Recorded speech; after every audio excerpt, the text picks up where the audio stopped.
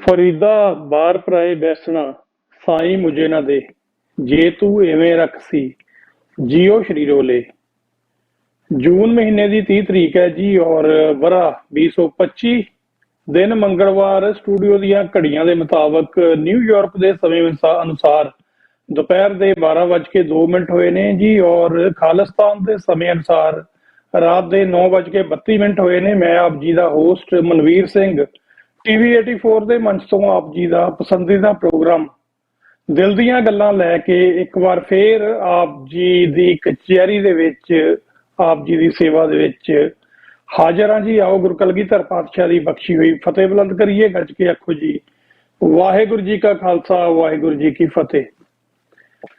ਸੋ ਰੋਜ਼ ਦੀ ਤਰ੍ਹਾਂ ਜਿਹੜਾ ਇਹ ਪ੍ਰੋਗਰਾਮ ਆ, ਅੱਜ ਸੋਮਵਾਰ ਦਾ ਪ੍ਰੋਗਰਾਮ ਅਸੀਂ ਲੈ ਕੇ ਤੁਹਾਡੀ ਸੇਵਾ ਦੇ ਵਿੱਚ ਹਾਜ਼ਰ ਹਾਂ ਜੀ। ਇਹ ਪ੍ਰੋਗਰਾਮ ਤੁਸੀਂ ਹਰ ਰੋਜ਼ ਸੋਮਵਾਰ ਤੋਂ ਲੈ ਕੇ ਸ਼ੁੱਕਰਵਾਰ ਤੱਕ ਇਸ ਵਕਤ ਤੇ ਹੀ ਜਿਹੜਾ ਲਾਈਵ ਵੇਖਦੇ ਹੋ, ਸੁਣਦੇ ਹੋ ਔਰ ਪ੍ਰੋਗਰਾਮ ਨੂੰ ਤੁਸੀਂ ਪਸੰਦ ਕਰਦੇ ਹੋ। ਬਹੁਤ ਸਾਰਾ ਤੁਹਾਡਾ ਫੀਡਬੈਕ ਸਾਨੂੰ ਮਿਲਦਾ ਮੈਸੇਜਿਸ ਰਾਹੀਂ, ਈਮੇਲ ਰਾਹੀਂ ਜਾਂ ਮੇਰੇ ਪਰਸਨਲ ਨੰਬਰ ਤੇ ਵੀ ਤੁਸੀਂ ਕਾਲ ਕਰਕੇ ਐਪਰੀਸ਼ੀਏਟ ਜਿਹਨਾਂ ਵੀਰਾਂ ਨੇ ਕੀਤਾ, ਤੁਹਾਡਾ ਬਹੁਤ ਬਹੁਤ ਧੰਨਵਾਦ। ਔਰ ਜਿਹੜੇ ਵੀ ਸਰੋਤੇ ਸਾਡੇ ਨਾਲ, ਦਰਸ਼ਕ ਸਾਡੇ ਨਾਲ ਜੁੜੇ ਨੇ, ਉਹਨਾਂ ਨੂੰ ਮੈਂ ਦੱਸਣਾ ਚਾਹੁੰਦਾ ਕਿ ਇਹ ਪ੍ਰੋਗਰਾਮ ਤੁਸੀਂ ਨਾਲ ਦੀ ਨਾਲ ਸ਼ੇਅਰ ਜ਼ਰੂਰ ਕਰ ਦੇਣਾ, ਕਿਉਂਕਿ ਬਹੁਤ ਹੀ ਅਹਿਮ ਵਿਸ਼ੇ ਦੇ ਉੱਤੇ ਜਿਹੜੀ ਗੱਲਬਾਤ ਅੱਜ ਆਪਣੀ ਹੋਣੀ ਹੈ। ਸੋ ਜੇ ਤੁਸੀਂ ਬਾਅਦ ਵਿੱਚ ਵੀ ਪ੍ਰੋਗਰਾਮ ਨੂੰ ਵੇਖਣਾ ਚਾਹੁੰਦੇ ਹੋ ਤਾਂ ਇਹ ਟੀਵੀ 84 ਦੇ YouTube ਪੇਜ ਦੇ ਉੱਤੇ ਪ੍ਰੋਗਰਾਮ ਸਮਾਪਤੀ ਤੋਂ ਤੁਰੰਤ ਬਾਅਦ ਜਿਹੜਾ ਅਪਲੋਡ ਹੋ ਜਾਂਦਾ। ਤੇ ਜੇ ਤੁਸੀਂ ਪ੍ਰੋਗਰਾਮ ਦੇ ਦਰਮਿਆਨ ਜੁੜਦੇ ਹੋ ਜਾਂ ਤੁਸੀਂ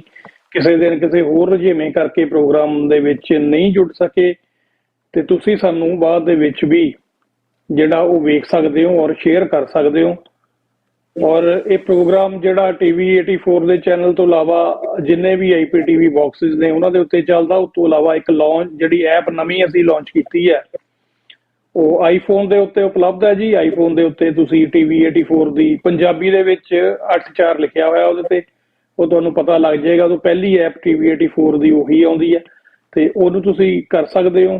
ਲੋਡ। ਤੇ ਕਿਤੇ ਵੀ ਤੁਸੀਂ ਪ੍ਰੋਗਰਾਮ, ਜਿੱਥੇ ਵੀ ਇੰਟਰਨੈਟ ਤੁਹਾਡੇ ਕੋਲ ਹੈ,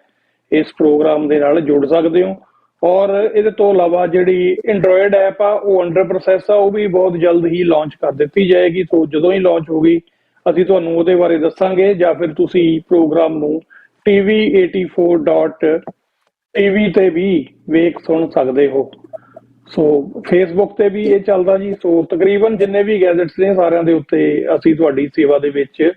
ਹਾਜ਼ਰ ਹੁੰਨੇ ਆ। ਔਰ ਅੱਜ ਦੀ ਜਿਹੜੀ ਗੱਲਬਾਤ ਆ ਉਹ ਖਾਸ ਕੈਨੇਡਾ ਦੇ ਚਲੰਤ ਮੁੱਦਿਆਂ ਦੇ ਉੱਤੇ ਸਾਡੀ ਰਹੇਗੀ। ਔਰ ਗੱਲਬਾਤ ਦਾ ਵਿਸ਼ਾ ਹੋਏਗਾ ਕਿ ਜਿਹੜੀ ਸੀਸਸ ਦੀ ਨਵੀਂ ਰਿਪੋਰਟ ਆਈ ਹੈ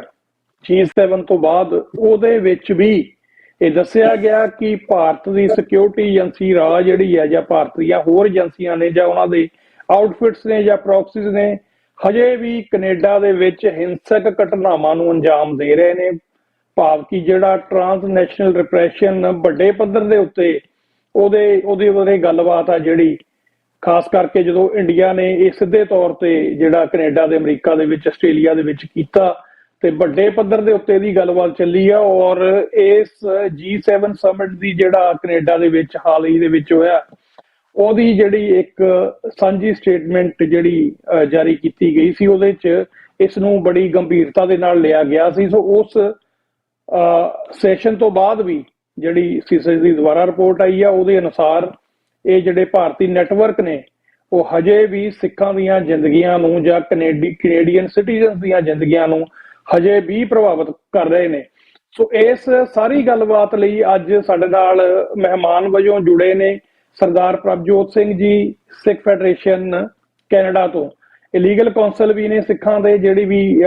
ਟਰਾਂਸਨੈਸ਼ਨਲ ਰਿਪਰੈਸ਼ਨ ਦੀ ਗੱਲ ਚੱਲਦੀ ਹੈ ਉਹਦੇ ਵਿੱਚ ਵੀ ਸੇਵਾਵਾਂ ਦਿੰਦੇ ਨੇ। ਔਰ ਇਸ ਤੋਂ ਇਲਾਵਾ ਜਿਹੜਾ ਕੈਨੇਡਾ ਦੇ ਵਿੱਚ ਜਿਹੜੀ ਇੱਕ ਫੋਰਨ ਇੰਟਰਫੇਰੈਂਸ ਦੀ ਜਿਹੜੀ ਇੱਕ ਕਮੇਟੀ ਬਣਾਈ ਗਈ ਸੀ ਉਹਦੀ ਜਾਂਚ ਦੇ ਲਈ, ਇਨਵੈਸਟੀਗੇਸ਼ਨ ਦੇ ਲਈ, ਉਹਦੇ 'ਚ ਵੀ ਇਹਨਾਂ ਨੇ ਵੱਡਾ ਰੋਲ ਆ ਜਿਹੜਾ ਉਹ ਸਿੱਖ ਪੰਥ ਦੇ ਵਕੀਲ ਵਜੋਂ ਨਿਭਾਇਆ। ਸੋ ਅਸੀਂ ਇਹਨਾਂ ਨੂੰ ਪ੍ਰੋਗਰਾਮ ਦੇ ਵਿੱਚ ਅੱਜ ਇਹਨਾਂ ਦਾ ਸਵਾਗਤ ਕਰਦੇ ਹਾਂ, ਨਿੱਘਾ ਸਵਾਗਤ ਕਰਦੇ ਹਾਂ, ਇਹਨਾਂ ਨੂੰ ਜੀ ਆਇਆਂ ਆਖਦੇ ਹਾਂ ਔਰ ਫਤਿਹ ਯਾਰੀ ਕਰਦੇ ਹਾਂ ਜੀ। ਸਰਦਾਰ ਪ੍ਰਭਜੋਤ ਸਿੰਘ ਜੀ, ਵਾਹਿਗੁਰੂ ਜੀ ਕਾ ਖਾਲਸਾ ਵਾਹਿਗੁਰੂ ਜੀ ਕੀ ਫਤਿਹ ਜੀ। ਵਾਹਿਗੁਰੂ ਜੀ ਕਾ ਖਾਲਸਾ ਵਾਹਿਗੁਰੂ ਜੀ ਕੀ ਫਤਿਹ ਜੀ। ਸਰਦਾਰ ਪ੍ਰਭਜੋਤ ਸਿੰਘ ਜੀ, ਸਭ ਤੋਂ ਪਹਿਲਾਂ ਤੁਹਾਡਾ ਮੁੱਢਲਾ ਟੇਕ ਕੀ ਆ ਨਵੀਂ ਰਿਪੋਰਟ ਬਾਰੇ ਜਿਹੜੀ ਸੀਸਸ ਨੇ ਇੱਕ ਹੋਰ ਜਿਹੜੀ ਪਾਰਲੀਮੈਂਟ ਦੇ ਵਿੱਚ ਹਾਲ ਹੀ ਦੇ ਵਿੱਚ ਪੇਸ਼ ਕੀਤੀ ਹੈ? ਹਾਂਜੀ, ਆ ਜਿਹੜੀ ਸੀਸਿਸ ਰਿਪੋਰਟ ਜਿਹੜੀ ਪਾਰਲੀਮੈਂਟ ਦੇ ਵਿੱਚ ਪੇਸ਼ ਹੋਈ ਤੇ ਕੁਝ ਦਿਨ ਪਹਿਲਾਂ ਪਿਛਲੇ ਹਫ਼ਤੇ ਉਹ ਜਿਹੜੀ ਪਬਲਿਕ ਵੀ ਕੀਤੀ ਗਈ ਆ, ਇਹਦੇ ਵਿੱਚ ਜਿੱਥੇ ਬਹੁਤ ਅਹਿਮ ਨੁਕਤੇ ਜਿਹੜੇ ਆਪਣੇ ਸਿੱਖਾਂ ਦੇ ਚਲੰਤ ਮਸਲੇ ਜਿਨ੍ਹਾਂ ਨੂੰ ਤੁਸੀਂ ਛੋਇਆ ਵੀ ਹੈਗਾ, ਉਹ ਤੇ ਬਹੁਤ ਸਾਨੂੰ ਗੰਭੀਰਤਾ ਦੇ ਨਾਲ ਸਾਨੂੰ ਵਿਚਾਰ ਕਰਨੀ ਚਾਹੀਦੀ ਆ। ਤੇ ਨਾਲ ਦੀ ਨਾਲ ਜੋ ਕੈਨੇਡਾ ਤੇ ਜਿਹੜੇ ਚੱਲ ਰਹੇ ਸਬੰਧ ਹੈਗੇ ਤੇ ਜਿਹੜੇ ਉਹਦੇ ਵਿੱਚ ਉਤਰਾ ਚੜਾ ਆ ਰਹੇ ਆ, ਉਹਦੇ ਸਬੰਧ ਦੇ ਵਿੱਚ ਖਾਸ ਕਰਕੇ ਸਾਨੂੰ ਖੋ ਕੇ ਪੜਤਾਲ ਕਰਨ ਦੀ ਲੋੜ ਹੈਗੀ ਹੈ ਜੀ। ਸੋ ਜਿਹੜੇ ਮੇਨ ਨੁਕਤੇ ਇਹਦੇ ਵਿੱਚ ਆਉਂਦੇ ਹੈਗੇ ਆ ਵੀ ਇੱਕ ਤਾਂ ਵੀ ਸੀਸਸ ਨੇ ਆਈਡੈਂਟੀਫਾਈ ਕੀਤਾ ਸਪਸ਼ਟ ਸ਼ਬਦਾਂ ਦੇ ਵਿੱਚ ਵੀ ਅੱਜ ਤੱਕ ਵੀ 17 ਜੂਨ 2025 ਤੱਕ ਜਿਹੜੀ ਕੈਨੇਡਾ ਦੀ ਖੁਫੀਆ ਏਜੰਸੀ ਹੈਗੀ ਸੀਸਸ, ਉਹ ਅਜੇ ਤੱਕ ਇੰਡੀਆ ਨੂੰ ਇੱਕ ਪ੍ਰਾਇਮਰੀ ਫੋਰਨ ਇੰਟਰਫੇਰੈਂਸ ਥ੍ਰੈਟ ਮੰਨਦੀ ਆ। ਤੇ ਜਿਹੜਾ ਦੂਜਾ ਨੁਕਤਾ ਇਹਦੇ ਨਾਲ ਹੀ ਜੁੜਿਆ ਹੈਗਾ, ਜਿਹੜਾ ਇਹਦਾ ਦੂਜਾ ਭਾਗ ਹੈਗਾ, ਕਿਉਂਕਿ ਕੈਨੇਡਾ ਨੇ ਖਾਸ ਕਰਕੇ ਮਾਰਕ ਕਾਰਨੀ ਪ੍ਰਧਾਨ ਮੰਤਰੀ ਬਣਨ ਤੋਂ ਬਾਅਦ ਜੋ ਕੈਨੇਡੀਅਨ ਫੋਰਨ ਪਾਲਿਸੀ ਦੇ ਵਿੱਚ ਕੁਝ ਤਬਦੀਲੀ ਆਈ ਹੈ ਜਾਂ ਸ਼ਿਫਟ ਆਈ ਆ ਇੰਡੀਆ ਨਾਲ ਦੁਬਾਰਾ ਸਬੰਧ ਮਜ਼ਬੂਤ ਕਰਨ ਵਾਸਤੇ, ਇੰਡੀਆ ਨੂੰ ਖੁਸ਼ ਕਰਨ ਵਾਸਤੇ ਸਿੱਧੇ ਤੌਰ ਤੇ ਸਿੱਖਾਂ ਨੂੰ ਨਿਸ਼ਾਨਾ ਬਣਾ ਕੇ ਕੁਝ ਜਿਹੜੀਆਂ ਬੇਤੁਕੀਆਂ ਜਾਂ ਬੇਬੁਨਿਆਦ ਗੱਲਾਂ ਸਿੱਖਾਂ ਬਾਰੇ ਖਾਸ ਕਰਕੇ ਖਾਲਿਸਤਾਨ ਦੇ ਸੰਘਰਸ਼ ਬਾਰੇ ਉਹ ਕੁਝ ਟਿੱਪਣੀਆਂ ਕੀਤੀਆਂ ਗਈਆਂ ਤੇ ਜਿਸ ਤੋਂ ਸਾਨੂੰ ਕੁਝ ਸੰਕੇਤ ਲੈਣੇ ਚਾਹੀਦੇ ਆ ਵੀ ਆਉਣ ਵਾਲੇ ਭਵਿੱਖ ਦੇ ਵਿੱਚ ਸਿੱਖ ਜਿਹੜੇ ਐਕਟਿਵਿਸਟ ਹੈਗੇ ਆ, ਨੌਜਵਾਨ ਤੇ ਆਗੂ ਜਿਹੜੇ ਹੈਗੇ ਆ, ਉਹ ਕੈਨੇਡਾ ਵੱਲੋਂ ਤੇ ਇੰਡੀਆ ਵੱਲੋਂ ਸਾਂਝੇ ਤੌਰ ਤੇ ਕਿਸ ਤਰੀਕੇ ਨਾਲ ਟਾਰਗੇਟ ਕੀਤੇ ਜਾ ਸਕਦੇ ਜੀ। ਤੇ ਪ੍ਰਭਜੋਤ ਸਿੰਘ ਜੀ, ਅੱਜ ਆਪਾਂ ਜਿਹੜੀ ਇਹ ਗੱਲਬਾਤ ਆ ਸਾਰੀ ਇਸੇ ਗੱਲ ਦੇ ਉੱਤੇ ਕੇਂਦਰਿਤ ਰੱਖਣੀ ਆ, ਕਿਉਂਕਿ ਜਿਹੜਾ ਇਹ ਰਿਪੋਰਟਾਂ ਦੇ ਵਿੱਚ ਜਿਹੜੇ ਖੁਲਾਸੇ ਹੋ ਰਹੇ ਨੇ ਇਹਨਾਂ ਦੀਆਂ ਡਿਟੇਲਸ ਦੇ ਵਿੱਚ ਆਪਾਂ ਈਵੈਂਟ ਬਾਈ ਈਵੈਂਟ ਜਿਹੜਾ ਉਹ ਚੱਲਾਂਗੇ। ਸੋ ਖੁੱਲਾ ਟਾਈਮ ਆ, ਕੋਈ ਬੰਦਿਸ਼ ਨਹੀਂ। ਅੱਜ ਆਪਾਂ ਜਿਹੜਾ ਆਪਣੇ ਸਰੋਤਿਆਂ ਨੂੰ, ਆਪਣੇ ਦਰਸ਼ਕਾਂ ਨੂੰ ਇਤੋਂ ਜਾਣੂ ਕਰਾਉਣਾ ਚੰਗੀ ਤਰ੍ਹਾਂ ਵੀ ਇਹ ਕਿਹੜੀਆਂ ਪਰਤਾਂ ਨੇ। ਸੋ ਜੇ ਅਸੀਂ ਇਸ ਨੂੰ ਸਮਝਣਾ ਹੋਵੇ, ਇਹਦੀ ਗਹਿਰਾਈ ਨੂੰ, ਤੇ ਤੁਸੀਂ ਉਹ ਕਦੋਂ ਦਾ ਸਮਾਂ ਸਮਝਦੇ ਹੋ ਜਦੋਂ ਭਾਰਤ ਨੇ ਸਿੱਧੇ ਤੌਰ ਦੇ ਵਿੱਚ ਕੈਨੇਡਾ ਦੇ ਵਿੱਚ, ਕੈਨੇਡਾ ਦੀਆਂ ਪਾਲਿਸੀਆਂ ਦੇ ਵਿੱਚ ਜਾਂ ਫਿਰ ਜਿਹੜੇ ਸਿੱਖ ਸਿਟੀਜ਼ਨਸ ਨੇ ਕੈਨੇਡਾ ਦੇ, ਉਹਨਾਂ ਦੀਆਂ ਜ਼ਿੰਦਗੀਆਂ ਦੇ ਵਿੱਚ ਇਹ ਇੰਟਰਫੇਰੈਂਸ ਆ ਜਿਹੜੀ ਉਹ ਸ਼ੁਰੂ ਕੀਤੀ ਸੀ? ਦੇਖੋ, ਇਹ ਗੱਲ ਜ਼ਾਹਰ ਹੈਗੀ ਆ ਵੀ ਮੇਰੀ ਗੱਲ ਤੇ ਯਕੀਨ ਕਰਨ ਦੀ ਲੋੜ ਨਹੀਂ ਹੈਗੀ। ਜਿਹੜੇ ਇੰਡੀਆ ਦੇ ਜਿਹੜੇ ਖੂਫੀਆ ਏਜੰਸੀਆਂ ਦੇ ਜਿਹੜੇ ਮੁੱਖ ਅਧਿਕਾਰੀ ਰਹੇ ਆ, ਔਰਨ ਕਾਓ ਹੋਵੇ, MK ਹੋਵੇ ਤੇ ਹੋਰ ਬਹੁਤ ਸਾਰੇ ਜਿਹੜੇ ਇਹਨਾਂ ਦੇ ਅਧਿਕਾਰੀ ਰਹੇ ਇੰਡੀਆ ਦੇ, ਉਹ 80ਵਿਆਂ ਤੋਂ ਲੈ ਕੇ ਉਹਨਾਂ ਨੇ ਜਦੋਂ ਆਪਣੀ ਸਵੈ ਜੀਵਨੀਆਂ ਵੀ ਲਿਖਦੇ ਆ ਸੇਵਾ ਮੁਕਤ ਹੋਣ ਤੋਂ ਬਾਅਦ, ਉਹ ਸਪਸ਼ਟ ਸ਼ਬਦਾਂ ਦੇ ਵਿੱਚ ਸਿੱਧੇ ਤਰੀਕੇ ਦੇ ਨਾਲ ਦੱਸ ਰਹੇ ਆ, ਸਾਰੀ ਦੁਨੀਆ ਨੂੰ ਨਸ਼ਰ ਕਰਦੇ ਆ ਵੀ 80s ਤੋਂ ਲੈ ਕੇ ਖਾਸ ਕਰਕੇ 1984 ਤੋਂ ਬਾਅਦ ਵਾਲਾ ਜਿਹੜਾ ਸਮਾਂ ਸੀਗਾ ਜਦੋਂ ਆਪਣਾ ਸੰਘਰਸ਼ ਸਿਖਰਾਂ ਤੇ ਰਿਹਾ, ਉਹਨਾਂ ਦਿਨਾਂ ਤੋਂ ਹੀ ਇੰਡੀਆ ਦੀ ਪਾਲਿਸੀ ਰਹੀ ਆ ਵੀ ਉਹਨਾਂ ਦੇ ਜਿਹੜੇ ਏਜੰਟ ਹੈਗੇ ਤੇ ਜਿਹੜੇ ਉਹਨਾਂ ਦੇ ਅਫਸਰ ਹੈਗੇ ਆ, ਉਹਨਾਂ ਨੂੰ ਬਤੌਰ ਜਿਹੜੀ ਡਿਪਲੋਮੈਟਿਕ ਕਵਰ ਦੇ ਅਧੀਨ ਕੈਨੇਡਾ ਭੇਜ ਕੇ ਉਹ ਜਿਹੜੀਆਂ ਉਹਨਾਂ ਦੀਆਂ ਖੁਫੀਆਂ ਜਿਹੜੀਆਂ ਕਾਰਵਾਈਆਂ ਹੈਗੀਆਂ ਉਹਨਾਂ ਨੇ ਸ਼ੁਰੂ ਕਰਤੀਆਂ ਸੀਗੀਆਂ। ਸੋ ਉਹਦੇ ਵਿੱਚ ਜੇ MK ਧਾਰਤੀ ਆਪਾਂ ਉਦਾਹਰਨ ਲੈਂਦੇ ਆ ਤਾਂ ਉਹਦੀ ਜਿਹੜੀ ਕਿਤਾਬ ਹੈਗੇ ਖੁੱਲੇ ਭੇਦ, ਓਪਨ ਸੀਕ੍ਰੇਟਸ, ਉਹਦੇ ਵਿੱਚ ਸਿੱਧਾ ਕਹਿ ਰਿਹਾ ਵੀ ਉਹਨਾਂ ਦਾ ਜਿਹੜਾ ਕੰਮ ਸੀਗਾ ਵੀ ਜਿਹੜੇ ਕੈਨੇਡਾ ਦੇ ਵਿੱਚ ਜਿਹੜੇ ਗੁਰਦੁਆਰਾ ਸਾਹਿਬ ਹੈਗੇ ਆ ਉਹਨਾਂ ਦੇ ਵਿੱਚ ਜਾ ਕੇ ਜਿੱਥੇ ਨਜ਼ਰਸਾਨੀ ਕਰਨੀ ਹੈਗੀ, ਜਿੱਥੇ ਸਰਵੇਲੈਂਸ ਕਰਨਾ, ਉੱਥੇ ਸੰਸਥਾਵਾਂ ਦੇ ਵਿੱਚ ਜਥੇਬੰਦੀਆਂ ਦੇ ਵਿੱਚ ਘੁਸਪੈਠ ਕਰਨ ਦੀ ਵੀ ਕੋਸ਼ਿਸ਼ ਕਰਨੀ ਆ, ਜਿਸ ਤੋਂ ਗੁਪਤ ਤਰੀਕੇ ਦੇ ਨਾਲ ਸਿੱਖਾਂ ਦੀ, ਖਾਸ ਕਰਕੇ ਸਿੱਖ ਐਕਟਿਵਿਸਟ ਦੀ, ਸੰਘਰਸ਼ੀਲ ਸਿੱਖਾਂ ਦੀ ਜਿਹੜੀ ਜਾਣਕਾਰੀ ਹੈਗੀ ਆ ਉਹ ਹਾਸਲ ਕਰਕੇ ਇੰਡੀਅਨ ਏਜੰਸੀਆਂ ਦੇ ਨਾਲ ਉਹ ਸਾਂਝਾ ਕਰਨਾ ਆ। ਪਰ ਨਾਲ ਦੀ ਨਾਲ ਜਿਹੜੀਆਂ ਆਪਣੀਆਂ ਸੰਸਥਾਵਾਂ ਹੈਗੀਆਂ ਤੇ ਜਿਹੜੇ ਜਥੇਬੰਦੀਆਂ ਹੈਗੀਆਂ ਉਹਨਾਂ ਨੂੰ ਡੀਸਟੇਬਲਾਈਜ਼, ਆਪਸ ਵਿੱਚ ਪਾਟੋ ਤਾੜ ਤੇ ਕਲੇਸ਼ ਵਧਾਉਣ ਦੀ ਕੋਸ਼ਿਸ਼ ਕਰਨੀ ਹੈ। ਤੇ ਨਾਲ ਸੋ ਇਹ ਇੱਕ ਆਪਾਂ ਕਹਿ ਸਕਦੇ ਵੀ ਜਿਹੜਾ ਸਿੱਖਾਂ ਦੇ ਅੰਦਰੂਨੀ ਤੌਰ ਤੇ ਕਿਸ ਤਰੀਕੇ ਨਾਲ ਟਾਰਗੇਟ ਕੀਤਾ ਗਿਆ ਸੀਗਾ। ਹੁਣ ਜਿਹੜੇ ਬਲੈਕ ਲਿਸਟ ਤੇ ਵੀਜ਼ਿਆਂ ਨਾਲ ਜਿਹੜੀ ਹੈਗੀ ਉਹ ਤਾਂ ਆਪਾਂ ਸਾਰੇ ਜਾਣਦੇ, ਉਹ ਜਗ ਜਾ ਹੈਗੀ, ਉਹ ਬੱਚੇ ਨੂੰ ਵੀ ਪਤਾ ਵੀ ਕਿਸ ਤਰੀਕੇ ਨਾਲ ਵੀਜ਼ਾ ਦਾ ਲਾਲਚ ਜਾਂ ਵੀਜ਼ਾ ਬੰਦ ਕਰਨ ਦਾ ਜਿਹੜਾ ਡਰ ਹੈਗਾ ਉਹ ਵੀ ਕਮਿਊਨਿਟੀ ਨੂੰ ਇੰਟੀਮੀਡੇਟ ਕਰਨ ਵਾਸਤੇ ਤੇ ਚੁੱਪ ਕਰਵਾਉਣ ਵਾਸਤੇ ਉਹ ਵਰਤਿਆ ਜਾਂਦਾ ਹੈ। ਪਰ ਇਹਦੇ ਨਾਲ ਜਿਹੜਾ ਦੂਜਾ ਇਹਨਾਂ ਦਾ ਦਾਅ ਪੇਚ ਰਿਹਾ ਕੈਨੇਡੀਅਨ ਪਾਲਿਸੀ ਨੂੰ, ਕੈਨੇਡੀਅਨ ਇਲੈਕਸ਼ਨਾਂ ਦੇ ਵਿੱਚ ਤੇ ਕੈਨੇਡੀਅਨ ਮੀਡੀਆ ਦੇ ਵਿੱਚ ਦਖਲ ਕਰਨਾ, ਉਹ ਵੀ ਬਿਲਕੁਲ 80s ਤੋਂ ਹੀ ਉਹ ਗੱਲ ਸ਼ੁਰੂ ਹੋਈ ਆ। ਸੋ ਜਿਹੜੀ ਫੋਰਨ ਇੰਟਰਫੇਰੈਂਸ ਦੀ ਚਰਚਾ ਖਾਸ ਕਰਕੇ ਪਿਛਲੇ 3-4 ਸਾਲਾਂ ਦੇ ਵਿੱਚ ਵਧੀ ਜ਼ਰੂਰ ਹੈਗੀ ਆ, ਪਰ ਇਹਦੀ ਜਿਹੜੀ ਬੁਨਿਆਦ ਹੈਗੀ 80ਵਿਆਂ ਤੋਂ ਉਹ ਬਿਲਕੁਲ ਸ਼ੁਰੂ ਹੋਈ ਆ। ਤੇ ਕੁਝ public documented on the record examples ਵੀ ਹੈਗੀਆਂ ਜਿੱਥੇ ਇਹ ਅਧਿਕਾਰੀ ਸਿੱਧੇ ਤੌਰ ਤੇ ਮੀਡੀਆ, ਜਿਹੜੇ ਮੇਨ ਸਟ੍ਰੀਮ ਮੀਡੀਆ ਤੇ ਜਿਹੜੇ ਪੰਜਾਬੀ ਜਿਹੜਾ ਪੱਤਰਕਾਰ ਜਿਹੜਾ ਭਾਈਚਾਰਾ ਹੈਗਾ, ਉਹਨਾਂ ਨੂੰ ਜਾਂ ਲਾਲਚ ਦੇ ਕੇ ਜਾਂ ਡਰਾ ਧਮਕਾ ਕੇ ਆਪਣੇ ਅਨੁਸਾਰੀ ਜਿਹੜੀ ਪੱਤਰਕਾਰੀ ਕਰਨ ਵਾਸਤੇ ਉਹਨਾਂ ਨੇ pretty much ਕੋਰਸ ਕੀਤਾ ਗਿਆ ਸੀਗਾ। ਸੋ ਉਹ ਜਿਹੜਾ ਹੁਣ ਜੀ ਫੋਰਨ ਇੰਟਰਫੇਰੈਂਸ ਦਾ ਜਿਹੜਾ ਤਾਣਾ ਬਾਣਾ ਬਣਿਆ ਗਿਆ ਸੀਗਾ, ਜਾਂ ਜੋ ਉਹਨਾਂ ਦੀ ਜਿਹੜੀ ਆਬਜੈਕਟਿਵਸ ਤੇ ਪਾਲਿਸੀ ਸੀਗੀ, ਉਹ ਸ਼ੁਰੂ ਤੋਂ 84 ਤੋਂ ਲੈ ਕੇ ਹੁਣ ਤੱਕ ਉਹ ਜਾਰੀ ਆ, ਭਾਵੇਂ ਉਹਦੇ ਵਿੱਚ ਸਮੇਂ-ਸਮੇਂ ਬਾਅਦ ਕੁਝ ਉਤਰਾ ਚੜਾ ਜ਼ਰੂਰ ਆਏ ਹੈਗੇ ਆ। ਪਰ ਸਿੱਖਾਂ ਜੀ ਨੂੰ, ਸਿੱਖ ਜਥੇਬੰਦੀਆਂ ਨੂੰ ਸਰਵੇਲ ਕਰਕੇ, ਇਨਫਿਲਟਰੇਟ ਕਰਕੇ ਡੀਸਟੇਬਲਾਈਜ਼ ਕਰਨਾ, ਤੇ ਨਾਲ ਦੀ ਨਾਲ ਕੈਨੇਡੀਅਨ ਸਥਾਪਤੀ ਦੇ ਵਿੱਚ, ਮੀਡੀਆ ਅਦਾਰਿਆਂ ਦੇ ਵਿੱਚ, ਤੇ ਜਿਹੜੇ ਪੋਲੀਟੀਸ਼ੀਅਨਾਂ ਦੇ ਵਿੱਚ ਜਾਂ ਪਾਰਲੀਮੈਂਟ ਦੇ ਵਿੱਚ ਪਾਲਿਸੀ ਫਾਰਮੇਸ਼ਨ ਦੇ ਵਿੱਚ ਉਹਨੂੰ ਪ੍ਰਭਾਵ ਕਰਨਾ, ਉਹ 1984 ਤੋਂ ਬਾਅਦ ਤੋਂ ਹੀ ਸ਼ੁਰੂ ਹੋ ਗਿਆ ਸੀਗਾ। ਤੇ ਜਿਹੜਾ ਅਜੋਕੇ ਸਮੇਂ ਦੇ ਵਿੱਚ ਆਪਾਂ ਕਹਿ ਸਕਦੇ 2014 ਤੋਂ ਬਾਅਦ ਇੱਕ ਖਾਸ ਇੱਕ ਤਬਦੀਲੀ ਦੁਬਾਰਾ ਆਈ ਹੈ, ਜਿਹਦੇ ਵਿੱਚ ਉਹਨਾਂ ਨੇ ਇੱਕ ਕੰਸਰਟਡ ਐਫਰਟ ਵਜੋਂ ਹੋਰ ਬਹੁਤ ਸਾਰੇ ਤਰੀਕਿਆਂ ਦੇ ਨਾਲ ਅਗਰੈਸਿਵ ਹੋ ਕੇ ਕੰਮ pretty much ਰੈਂਪ ਅਪ ਕੀਤਾ ਗਿਆ ਸੀਗਾ। ਜੀ। ਸੋ 2023 ਦੀ ਘਟਨਾ ਜਿਹੜੀ ਆ, ਈਵਨ 2022 ਦੀ, ਜਦੋਂ ਸਰਦਾਰ ਹਰਦੀਪ ਸਿੰਘ ਨਿੱਜਰ ਹੁਣਾਂ ਨੂੰ ਜਿਹੜਾ ਉਹਨਾਂ ਦਾ ਅਸੈਸੀਨੇਸ਼ਨ ਗੁਰਦੁਆਰਾ ਸਾਹਿਬ ਦੀ ਹਦੂਦ ਦੇ ਵਿੱਚ ਕਰ ਦਿੱਤਾ ਜਾਂਦਾ, ਹਜੇ ਕਿ ਵਾਰੰਟ ਟੂ ਜਿਹੜਾ ਡਿਊਟੀ ਟੂ ਵਾਰਨ ਨੋਟਿਸ ਆ, ਕਾਫੀ ਦੇਰ ਪਹਿਲਾਂ ਦਾ ਉਹਨਾਂ ਨੂੰ ਵੀ ਤੇ ਹੋਰ ਵੀ ਬਹੁਤ ਸਾਰੇ ਸਿੱਖ ਐਕਟਿਵਿਸਟ ਨੂੰ ਜਿਹੜਾ ਉਹ ਕੈਨੇਡਾ ਦੀਆਂ ਸੁਰੱਖਿਆ ਏਜੰਸੀਆਂ ਵੱਲੋਂ ਜਿਹੜਾ ਉਹ ਸਰਵ ਹੋ ਚੁੱਕਾ ਸੀ। ਉਹਦੇ ਬਾਵਜੂਦ ਵੀ ਇਹ ਹਿੱਟ ਹੋ ਜਾਣੀ, ਤੇ ਉਸ ਤੋਂ ਬਾਅਦ ਜਦੋਂ ਅਸੀਂ ਇਹਨੂੰ ਇੱਕ ਟਰਨਿੰਗ ਪੁਆਇੰਟ ਇਸ ਮੂਵਮੈਂਟ, ਇਸ ਸਾਰੀ ਗੱਲਬਾਤ ਦਾ ਦੇਖਦੇ ਆ ਕਿ ਜਦੋਂ ਫਿਰ 2023 ਦੇ ਵਿੱਚ ਪ੍ਰਧਾਨ ਮੰਤਰੀ ਜਸਟਿਨ ਟਰੂਡੋ ਨੇ ਇਹ ਐਲਾਨ ਪਾਰਲੀਮੈਂਟ ਦੇ ਵਿੱਚ ਕੀਤਾ ਕਿ ਭਾਰਤ ਇਹਨਾਂ ਕਾਰਵਾਈਆਂ ਦੇ ਵਿੱਚ ਸ਼ਾਮਲ ਆ, ਜਿਹੜਾ ਨੈਸ਼ਨਲ ਰਿਪਰੈਸ਼ਨ ਹੋ ਰਿਹਾ ਜਾਂ ਇੱਥੇ ਜਿਹੜੇ ਸਿੱਖਾਂ ਦੀ ਕਤਲੋਗਾਰਤ ਦਾ ਜਿਹੜਾ ਸਿਲਸਿਲਾ ਸ਼ੁਰੂ ਹੋਇਆ, ਔਰ ਉਸ ਤੋਂ ਤੁਰੰਤ ਬਾਅਦ ਹੀ RCMP ਔਰ ਸੀਸਸ ਦੀਆਂ ਰਿਪੋਰਟਸ ਆਈਆਂ, ਉਹਨਾਂ ਦੀਆਂ ਪ੍ਰੈਸ ਕਾਨਫਰੰਸ ਵੀ ਆਈਆਂ, ਜਿਹਦੇ ਚ ਉਹਨਾਂ ਨੇ ਹੋਰ ਬਹੁਤ ਵੱਡੇ ਖੁਲਾਸੇ ਕੀਤੇ ਕਿ ਇਹ ਗੱਲ ਕੱਲੀ ਜਿਹੜੀ ਆ ਉਹ ਸਿੱਖਾਂ ਦੇ ਮਰਡਰਸ ਤੱਕ ਜਿਹੜੀ ਆ ਉਹ ਰੁਕੀ ਨਹੀਂ। ਇਸ ਤੋਂ ਇਲਾਵਾ ਐਕਸਟੋਰਸ਼ਨਸ ਜਿਹੜੇ ਕਰਨੇ ਜਾਂ ਏਜੰਸੀਆਂ ਵੱਲੋਂ ਹੋਰ ਕੀ ਉਹਦੇ ਵਿੱਚ, ਕਿਉਂਕਿ ਪਹਿਲੀ ਰਿਪੋਰਟ ਤੇ ਆਪਾਂ ਗੱਲ ਕਰਦੇ ਹਾਂ ਕਿ ਤੁਰੰਤ ਬਾਅਦ ਜਿਹੜੀ ਆਈ ਸੀਗੀ, ਉਸ ਤੋਂ ਬਾਅਦ ਫਿਰ ਆਪਾਂ ਅਗਲੀ ਦੇ ਗੱਲ ਕਰਾਂਗੇ ਵੀ ਉਹਦੇ ਚ ਕੀ ਬਦਲਿਆ। ਸੋ ਉਹਦੇ ਬਾਰੇ ਥੋੜਾ ਜਿਹਾ ਜ਼ਰੂਰ ਦੱਸੋ ਖੁੱਲ ਕੇ ਵੀ ਉਹ ਕਿਹੜੀਆਂ ਟਰਮ ਸੀਗੀਆਂ ਉਸ ਰਿਪੋਰਟ ਦੇ ਵਿੱਚ ਜਿਨ੍ਹਾਂ ਨੇ ਇੰਡੀਆ ਨੂੰ ਇਸ ਟ੍ਰਾਂਸਨੈਸ਼ਨਲ ਰਿਪਰੈਸ਼ਨ ਦੇ ਲਈ ਸਿੱਧਾ ਜ਼ਿੰਮੇਵਾਰ ਰੱਖਿਆ। ਦੇਖੋ, ਇਹਦੇ ਵਿੱਚ ਕੁਝ ਘਟਨਾਵਾਂ ਵਾਪਰੀਆਂ ਹੈਗੀਆਂ, ਤਾਂ ਆਪਾਂ ਥੋੜਾ ਜਿਹਾ ਹੋਰ ਖੋਲ ਕੇ ਬਾਅਦ ਵਿੱਚ ਵੀ ਵਿਸਥਾਰ ਨਾਲ ਗੱਲ ਕਰ ਸਕਦੇ ਹਾਂ ਵੀ ਜੋ ਖਾਸ ਕਰਕੇ ਕੈਨੇਡਾ ਦੇ ਸੰਬੰਧ ਵਿੱਚ 2018 ਤੋਂ ਬਾਅਦ ਜਿਹੜੀ ਫੋਰਨ ਇੰਟਰਫੇਰੈਂਸ ਦਾ ਜਿਹੜਾ ਪ੍ਰਤੱਖ ਜਿਹੜਾ ਪ੍ਰਭਾਵ ਉਹ ਸਪਸ਼ਟ ਦੇਖਣ ਨੂੰ ਮਿਲਿਆ, ਤੇ ਉਹਦੇ ਵਿੱਚ ਇੱਕ ਖਾਸ ਸਿਫਤੀ ਤਬਦੀਲੀ ਆਈ ਸੀ ਉਹਨਾਂ ਦਿਨਾਂ ਦੇ ਵਿੱਚ ਹੀ। ਪਰ ਜਦੋਂ ਆਪਾਂ 2023 ਦੀਆਂ ਘਟਨਾਵਾਂ ਦੇ ਨਾਲ ਸੰਬੰਧਿਤ ਆਪਾਂ ਦੇਖਦੇ ਹਾਂ, ਇੱਕ ਤੁਸੀਂ ਜ਼ਿਕਰ ਕੀਤਾ ਸੀਗਾ 20 ਸਤੰਬਰ 2023 ਦੇ ਵਿੱਚ ਜਸਟਿਨ ਟਰੂਡੋ ਨੇ ਪਾਰਲੀਮੈਂਟ ਦੇ ਵਿੱਚ ਖੜ ਕੇ ਸਿੱਧਾ ਇੰਡੀਆ ਦਾ ਨਾਂ ਲੈ ਕੇ ਕਿਹਾ ਸੀਗਾ ਵੀ ਸ਼ਹੀਦ ਭਾਈ ਹਰਦੀਪ ਸਿੰਘ ਨਿੱਜਰ ਹੋਰਾਂ ਦੇ ਕਤਲ ਮਾਮਲੇ ਦੇ ਵਿੱਚ ਵੀ ਇੰਡੀਅਨ ਏਜੰਸੀਆਂ ਦੇ ਸਿੱਧੇ ਹੱਥ ਸੀਗੇ। ਸੋ ਉਸ ਵੇਲੇ ਵੀ ਜਿਹੜਾ ਪਵਨ ਕੁਮਾਰ ਰਾਏ ਸੀਗਾ, ਇੰਡੀਆ ਦਾ ਜਿਹੜਾ ਜਿਹੜੇ ਖੁਫੀਆ ਏਜੰਸੀ ਦਾ ਜਿਹੜਾ ਕੈਨੇਡਾ ਦੇ ਵਿੱਚ ਸਟੇਸ਼ਨ ਚੀਫ ਸੀਗਾ, ਉਹਨੂੰ ਉਸ ਵੇਲੇ ਕੱਢ ਦਿੱਤਾ ਗਿਆ ਸੀਗਾ ਸਤੰਬਰ 2023 ਦੇ ਵਿੱਚ। ਉਸ ਤੋਂ ਬਾਅਦ ਜੋ ਕੈਨੇਡਾ ਨੇ ਪ੍ਰੈਸ਼ਰ ਪਾਉਣ ਦੀ ਕੋਸ਼ਿਸ਼ ਕੀਤੀ ਸੀ ਜਾਂ ਗੱਲਬਾਤ ਕਰਨ ਦੀ ਕੋਸ਼ਿਸ਼ ਕੀਤੀ ਸੀ ਇੰਡੀਆ ਦੇ ਨਾਲ ਵੀ ਇੰਡੀਆ ਕੋਆਪਰੇਟ ਕਰੇ ਜਿਹੜੀ ਕ੍ਰਿਮੀਨਲ ਇਨਵੈਸਟੀਗੇਸ਼ਨ ਦੇ ਨਾਲ। ਉਸ ਤੋਂ ਤੁਰੰਤ ਬਾਅਦ ਜਿਸ ਤਰ੍ਹਾਂ ਤੁਸੀਂ ਜ਼ਿਕਰ ਕੀਤਾ ਸੀਗਾ ਵੀ ਜਿਹੜੇ ਫਰੋਤੀਆਂ ਦੇ ਮਾਮਲੇ, ਔਰਸਨ ਦੇ ਮਾਮਲੇ ਤੇ ਹੋਰ 2-3 ਹੋਰ ਕਤਲਾਂ ਬਾਰੇ ਵੀ ਜ਼ਿਕਰ ਕੀਤੇ ਗਏ ਸੀਗੇ ਮੀਡੀਆ ਦੇ ਵਿੱਚ, ਖਾਸ ਕਰਕੇ ਰੁਪਦਮਨ ਸਿੰਘ ਮਲਿਕ ਦਾ ਤੇ ਇੱਕ ਸੁਖਦੂਲ ਸਿੰਘ ਦੁੰਨਕੇ ਨਾਮੀ ਵਿਅਕਤੀ ਦਾ, ਜਿਹੜਾ ਜੁਲਾਈ ਜਾਂ ਸਤੰਬਰ ਦੇ ਵਿੱਚ 2023 ਦੇ ਵਿੱਚ ਹੀ ਕੀਤਾ ਗਿਆ ਸੀਗਾ। ਸੋ ਉਹਨਾਂ ਸਾਰੀਆਂ ਘਟਨਾਵਾਂ ਨੂੰ ਲੈ ਕੇ ਜਦੋਂ ਉਹ ਸਾਰੀਆਂ ਘਟਨਾਵਾਂ ਨੂੰ ਲੈ ਕੇ RCMP ਨੇ ਅਕਤੂਬਰ ਦੇ ਵਿੱਚ ਜਿਹੜੇ ਖੁਲਾਸੇ ਕੀਤੇ ਗਏ ਮੀਡੀਆ ਦੇ ਵਿੱਚ ਵੀ ਜਦੋਂ ਉਹਨਾਂ ਦੀ ਮਿਲਣੀ ਜਿਹੜੀ